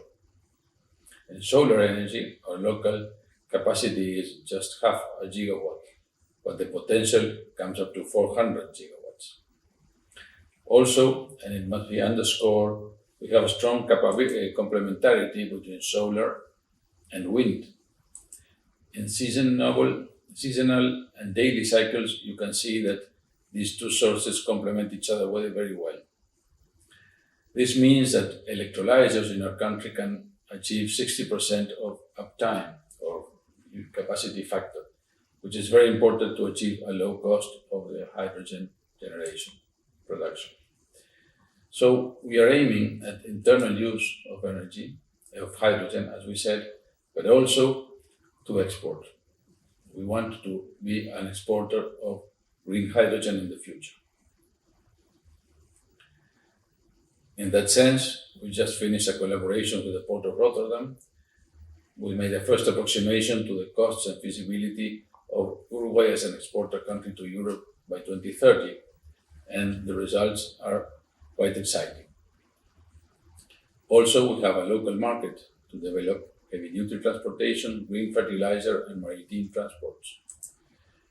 We are working in all these areas to create the conditions for the development of these markets and supply. And this we are doing, outlining a national strategy for local demand and exports. Uruguay's Green H2 strategy is underway, and it's with the support of IDB and international consultants. It will be ready by the end of 2021. Complementarily with this, we are promoting our first H2 pilot project in partnership with the private and public sector, a small-scale project aimed at heavy-duty transportation. We consider this project as part of our learning curve, and we are aiming at a real investment that can achieve economic sustainability. CapEx will be supported with special conditions from the government, but we aim at a private consortium that can be able to install and operate the whole system. We have finished in May our dialogue process at Data Room with private companies to set the conditions for a bidding process that will take place in the last quarter of this year. We are having interest from more than 36 companies, and no doubt the bidding process will be a success. This is what I wanted to tell you about Uruguay's strategy to be a player in the global concert with green hydrogen. And also, we are happy to note that Latin America as a whole has a new role to play in these very strategic developments. Thank you very much. It's been a pleasure to be here.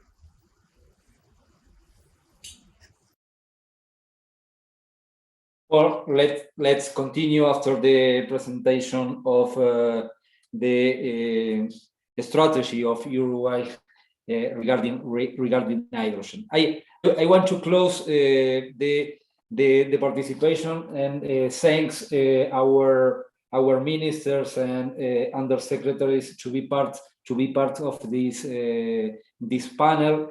And I want to close this panel with a final remarks, including all the interventions. We saw 4 different cases of the hydrogen strategy. The 4 countries has a complete different approach and a complete different situation of the energy sector, and the hydrogen has a different role in the development of the energy matrix of our countries. And my final remarks regarding the interventions are related to the difference between the situation of the energy sector in our region, but the hydrogen has a space in the strategy of each of the 4 countries that presented the advances in the strategies for the penetration of the hydrogen in the energy matrix. Thank you very much, Dr. Papa, Francisco Lopez from Chile, Secretary Rivera, and Minister Paganini for your interventions. Now, I want to say that we have a Mary Warlick in representation of the International Energy Agency in the place of Mr. Fatih Birol. Welcome, Mary, to this panel. Now, I invite Ms. Lovillo from the European Commission, Spain, Ms. Urbanas from US, and Mr. Juan Bautista Sanchez from Spain to activate your cameras and welcome to this panel. First of all, I invite Ms. Cristina Lovillo Guerrero, Director of Energy Policy Strategy and Coordination of the European Commission, to give your insights. Thank you and welcome.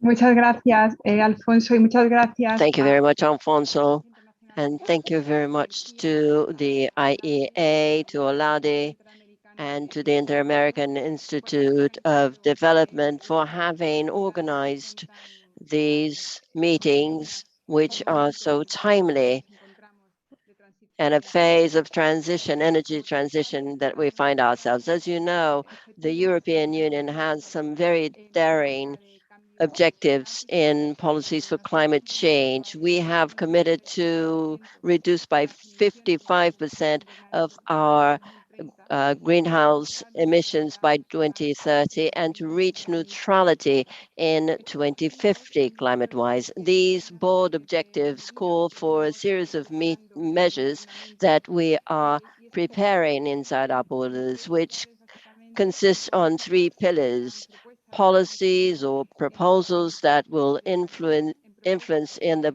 price of carbon, proposals that will touch upon a greater proliferation of renewable energies and energy efficiency, and finally, energy task policies. In the context of renewable energies, we are absolutely convinced in the European Union that we need a high percentage of green hydrogen. Last year, the European Commission adopted the hydrogen strategy that gives a very clear vision of where we are headed to in concrete terms in the development of renewable energy. In fact, our objective is to reach 40 gigawatts of installed capacity by 2030 in such a way that the proportion of hydrogen in the European energy mix would move from the current percentage we have today, which is very low, between 2 and 4%, to 13 or 14% by 2050, with installed capacity of about 500 gigawatts. We are absolutely convinced that hydrogen has a great potential in the energy transition process, and we want to cooperate with all of the countries which are equally committed to this energy transition process. We want to work multilaterally in the international fora, and I would also like to explain what concrete projects we are working with. The European Commission is currently facilitating the cooperation framework on green hydrogen together with the International Renewable Energy Agency. It also co-chairs the Clean Hydrogen Mission, which was put together during the Mission Innovation together with Chile. And we have also started a global coalition for hydrogen ports during the Clean Energy Ministerial meeting, also organized by Chile. And it is for this reason that we want to state once again our permanent commitment of cooperating with all Latin American and Caribbean countries in future fora, as is the case of the future summit on environment, climate, and energy, and which will take place in Naples in 23 and 24th of July. The European country and Latin American and Caribbean countries have to agree on the role that hydrogen will play in the energy system in the future, and also to exchange information to develop standards like certification mechanisms, and also to stress our cooperation. I'd like to conclude by reminding you that green hydrogen is a fundamental point for strengthening and deepening the relationship between Europe and Latin American and Caribbean countries. We are convinced that these countries will become very important green hydrogen providers to the European Union also. Thank you very much for your attention, and see you again soon.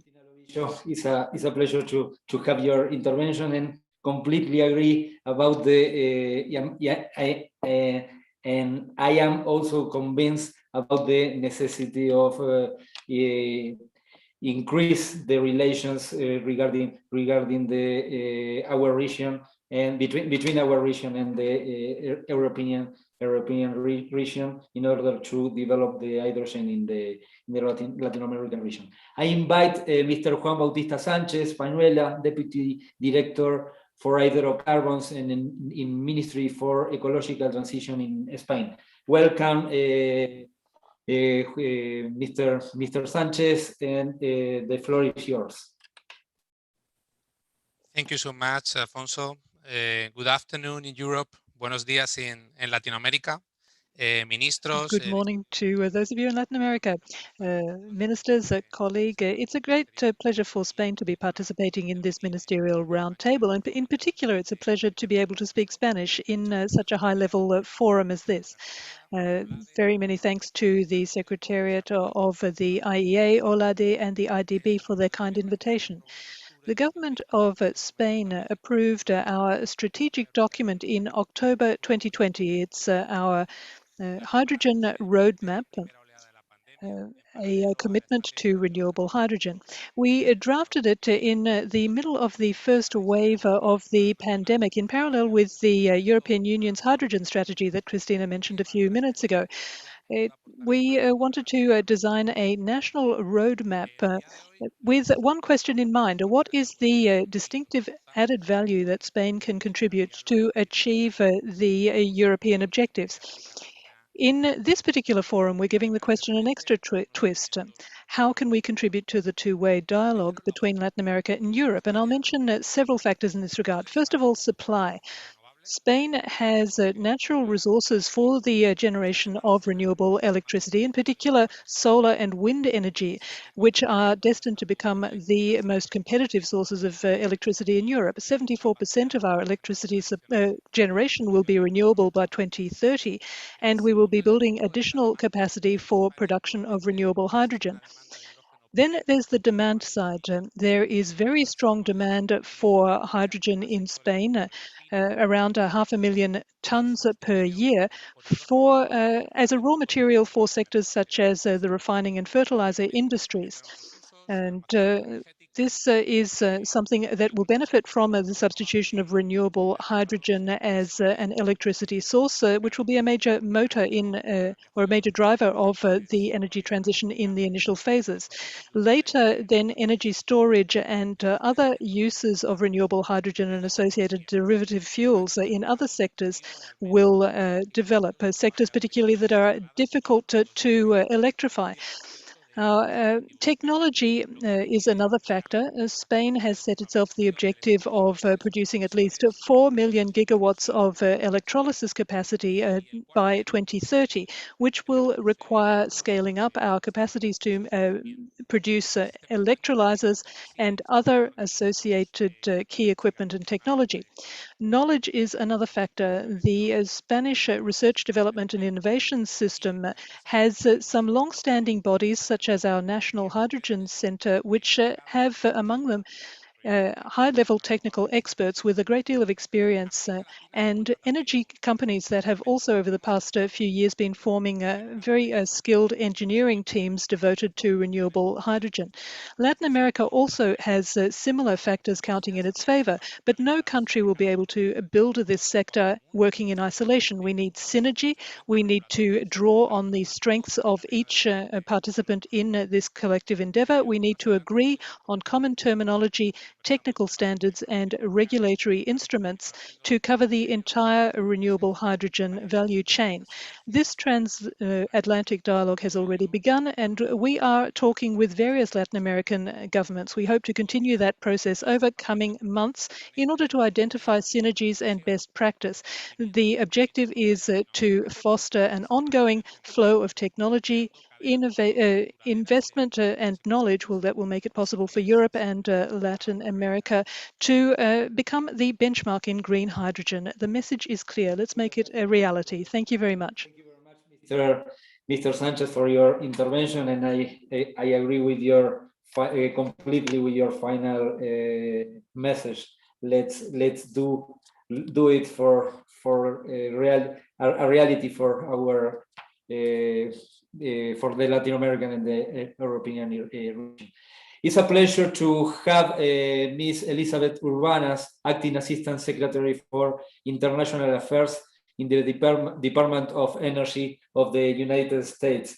Welcome to this panel, Ms. Elizabeth, and the floor is yours. You are muted, Mr.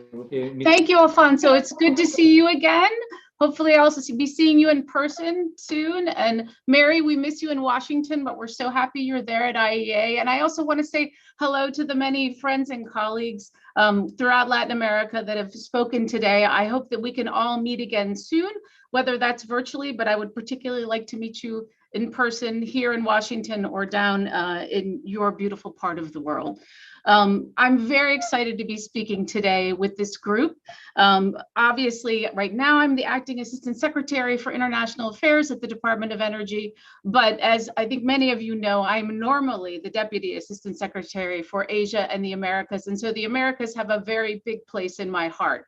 So I'm very pleased to be talking about opportunities for working together on the hydrogen economy with partners in Latin America. And as we have heard from all of the great speakers that went before me, that hydrogen is going to be absolutely critical to reach net zero in our economies and in our countries, not just in the US, obviously, where it will have to be important, but also in Latin America. It's an important fuel. It's a flexible fuel. We can use it in transportation. We can use it in industrial processes. It's portable, it's energy dense. We could go on and on and on. And I think the people who've spoken before have really pointed out the advantages of including hydrogen and utilizing it heavily because of not only its cleanliness, but also the ease of actually generating it. So those are all important. And I will tell you, I've been in the US government for 22 years. And I remember the last time we really pushed hydrogen and back in the Bush administration. And I remember I would ride the metro train with my son home every day.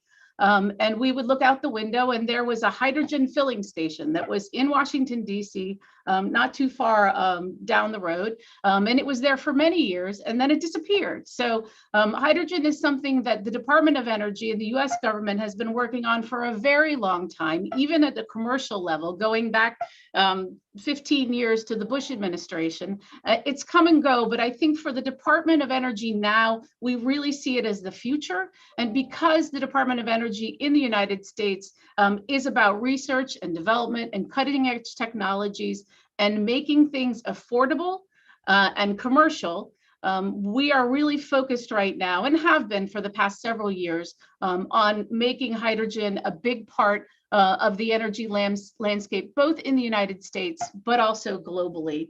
And so I'm going to talk a little bit about what we're doing in the United States quickly, and then highlight some of the multilateral engagement we have, which has been mentioned by many others, and say up front that we are looking for opportunities to collaborate with countries in Latin America on hydrogen. And as we as we reboot our interactions with countries in Latin America with this administration, this will be a high priority for us at the Department of Energy. So the first thing I want to talk about is what was recently announced by the Department of Energy. It's called an Energy Earthshots Initiative. Okay, so we're shooting not for the moon, but for Earth, to improve the Earth, but it's an all hands on deck initiative. The DOE has recently announced a hydrogen shot that seeks to remove barriers to quickly deploy clean energy technologies at scale. That's the core of what we do here. As part of the 2022 budget request, the Biden administration has requested roughly $400 million for various hydrogen-related efforts at the department. This represents a very significant increase from years past. The Hydrogen Shot Initiative seeks to reduce the cost of clean hydrogen by 80% in 1 decade. So that's a significant reduction in a short period of time. And we've got the scientists and the engineers to work on it. Right now, hydrogen from renewable energy costs about $5 per kilogram compared to hydrogen derived from fossil energy sources, which costs between $1 and $3 per kilogram here in the US. The Hydrogen Shot program establishes a framework and foundation for clean hydrogen development in the American Jobs Plan, which includes support for demonstration projects as well. Likewise, realization of the hydrogen shot will deliver on good paying, clean energy jobs and capitalize on opportunities in the transport sector. Clean hydrogen fuels are viewed as a promising technology for use by the transport sector, such as powering cargo ships and large trucks, and of course for energy storage where we're already using it in fuel cells. 10 million metric tons of hydrogen are currently produced in the United States every year. I think we're one of the largest producers. A lot of that is from centralized reforming of natural gas, but we are moving very quickly at developing and expanding the generation of green hydrogen, which we've heard a lot about today.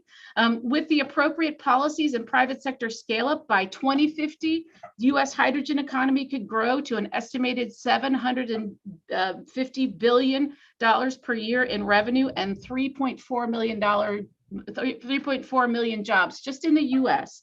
Latin America, we know, has a huge potential for blue hydrogen production and green hydrogen as well. And given its synergy with a bountiful hydropower and other resources in the region, as others have said, it's really a huge opportunity for the hemisphere in general. We know that Chile is leading right now in Latin America on hydrogen, and they have announced their plan last year. And also we know that they've set their sight on being the cheapest producer of green hydrogen in the world by 2030. That's great. I would love it if we beat them, but if we don't, that's okay. But other countries in Latin America are also going to benefit from green hydrogen in many ways. And I want to talk a little bit about the resources that the Department of Energy brings to bear when we do partner with countries, particularly in areas like hydrogen in Latin America. We have 17 national laboratories located throughout the United States.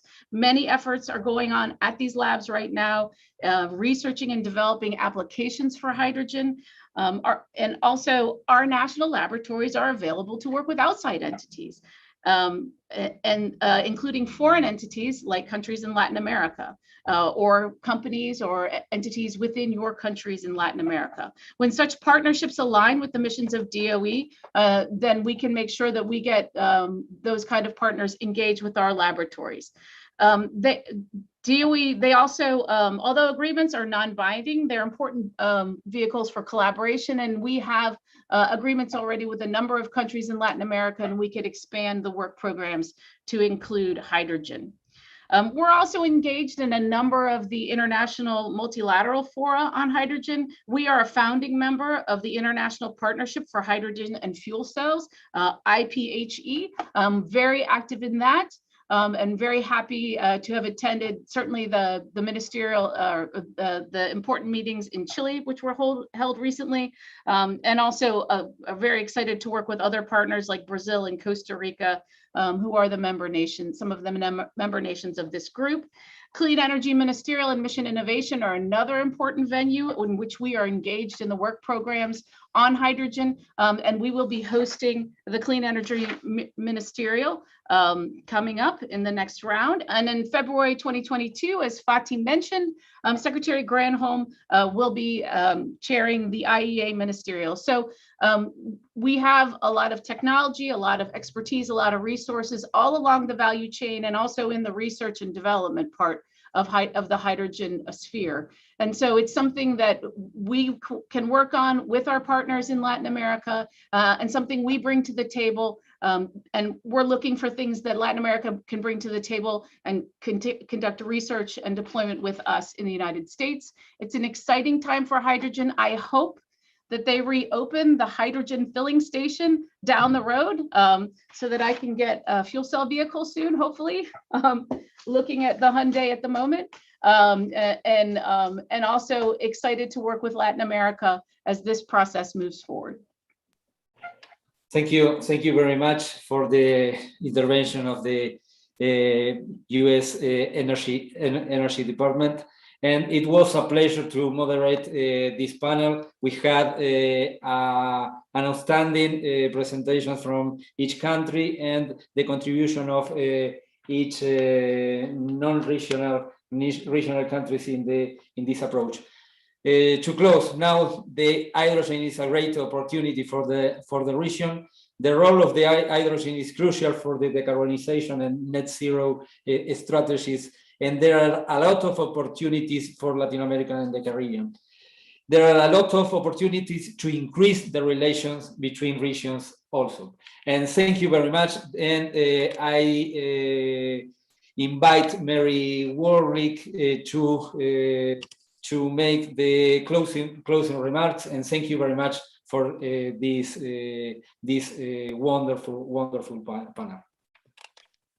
Well, thank you very much, Excellencies, Executive Secretary Blanco, Ms. Bedoya, everyone who's participated and helped to support and bring together our panels and discussion today. I would really like to thank all the speakers for their contributions to our discussions. I think today's roundtable has been really a very impressive review of Latin America's strengths on the pathway to a global net zero world and the potential for collaboration, both within Latin America, but also between Latin America and other regions. And I know I have certainly learned a lot and benefited from the discussion today. As more and more countries around the world embark on ever firmer pathways to net zero, setting more and more ambitious timeframes, it has been a timely opportunity, I think, today to take a look at how the region can best position itself within such an emerging global drive to net zero. And clearly, renewable energy is one of Latin America's strong points already today. As many of our speakers have expressed, the region should build on this by tapping the immense potential in both unconventional and conventional renewables. And the IEA is very happy to support the RELAC initiative. I'd like to commend Colombia for its leadership in this respect, as well as Chile and Costa Rica for their strong support for their initiative.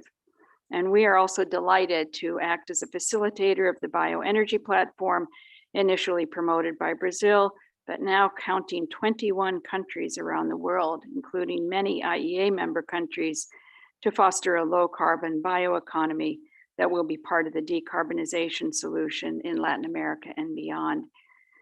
As variable renewables continue to grow rapidly, it will be important for the region to tap the full potential for flexibility constituted by high hydropower shares, while considering the issue of climate risks for changing rainfall patterns. And in the medium to long term, hydrogen appears to be a very promising technology option for the region. There is, of course, the promise of growing export volumes of low carbon hydrogen in the 2030s, but even today there are hydrogen uses that can be decarbonized, starting the development of a low carbon hydrogen sector, preparing the way for future new and larger uses. Now, this is an extremely complex field. Policymakers have to consider early stage high-tech R&D, skills issues, infrastructure planning, industrial policy, and financial issues, all in a holistic and strategic way. And in order to quickly deploy hydrogen in the region and turn Latin America into a hydrogen powerhouse, there are many complementarities in different subsectors that should be tapped with proactive regional and international collaboration. I think today's roundtable was a very useful opportunity to explore some of these potentials. So in closing, let me once again thank everyone for your participation. My colleagues and I at the IEA very much look forward to continue working closely with each of you to follow up on the issues that have been identified today in pursuit of a sustainable and secure energy future for all. And we look forward to soon signing the new work program with Argentina as well, which was referenced by Undersecretary Papa. So thank you very much once again, Executive Secretary Blanco. The floor is yours. Muchas gracias, Mary Warwick, for your thank you very much for your closing remarks. I will switch to Spanish in order to give my closing remarks. Para nosotros ha sido un placer. To us, it's been a pleasure to coordinate and to work jointly with the IEA and the IDB in this important activity.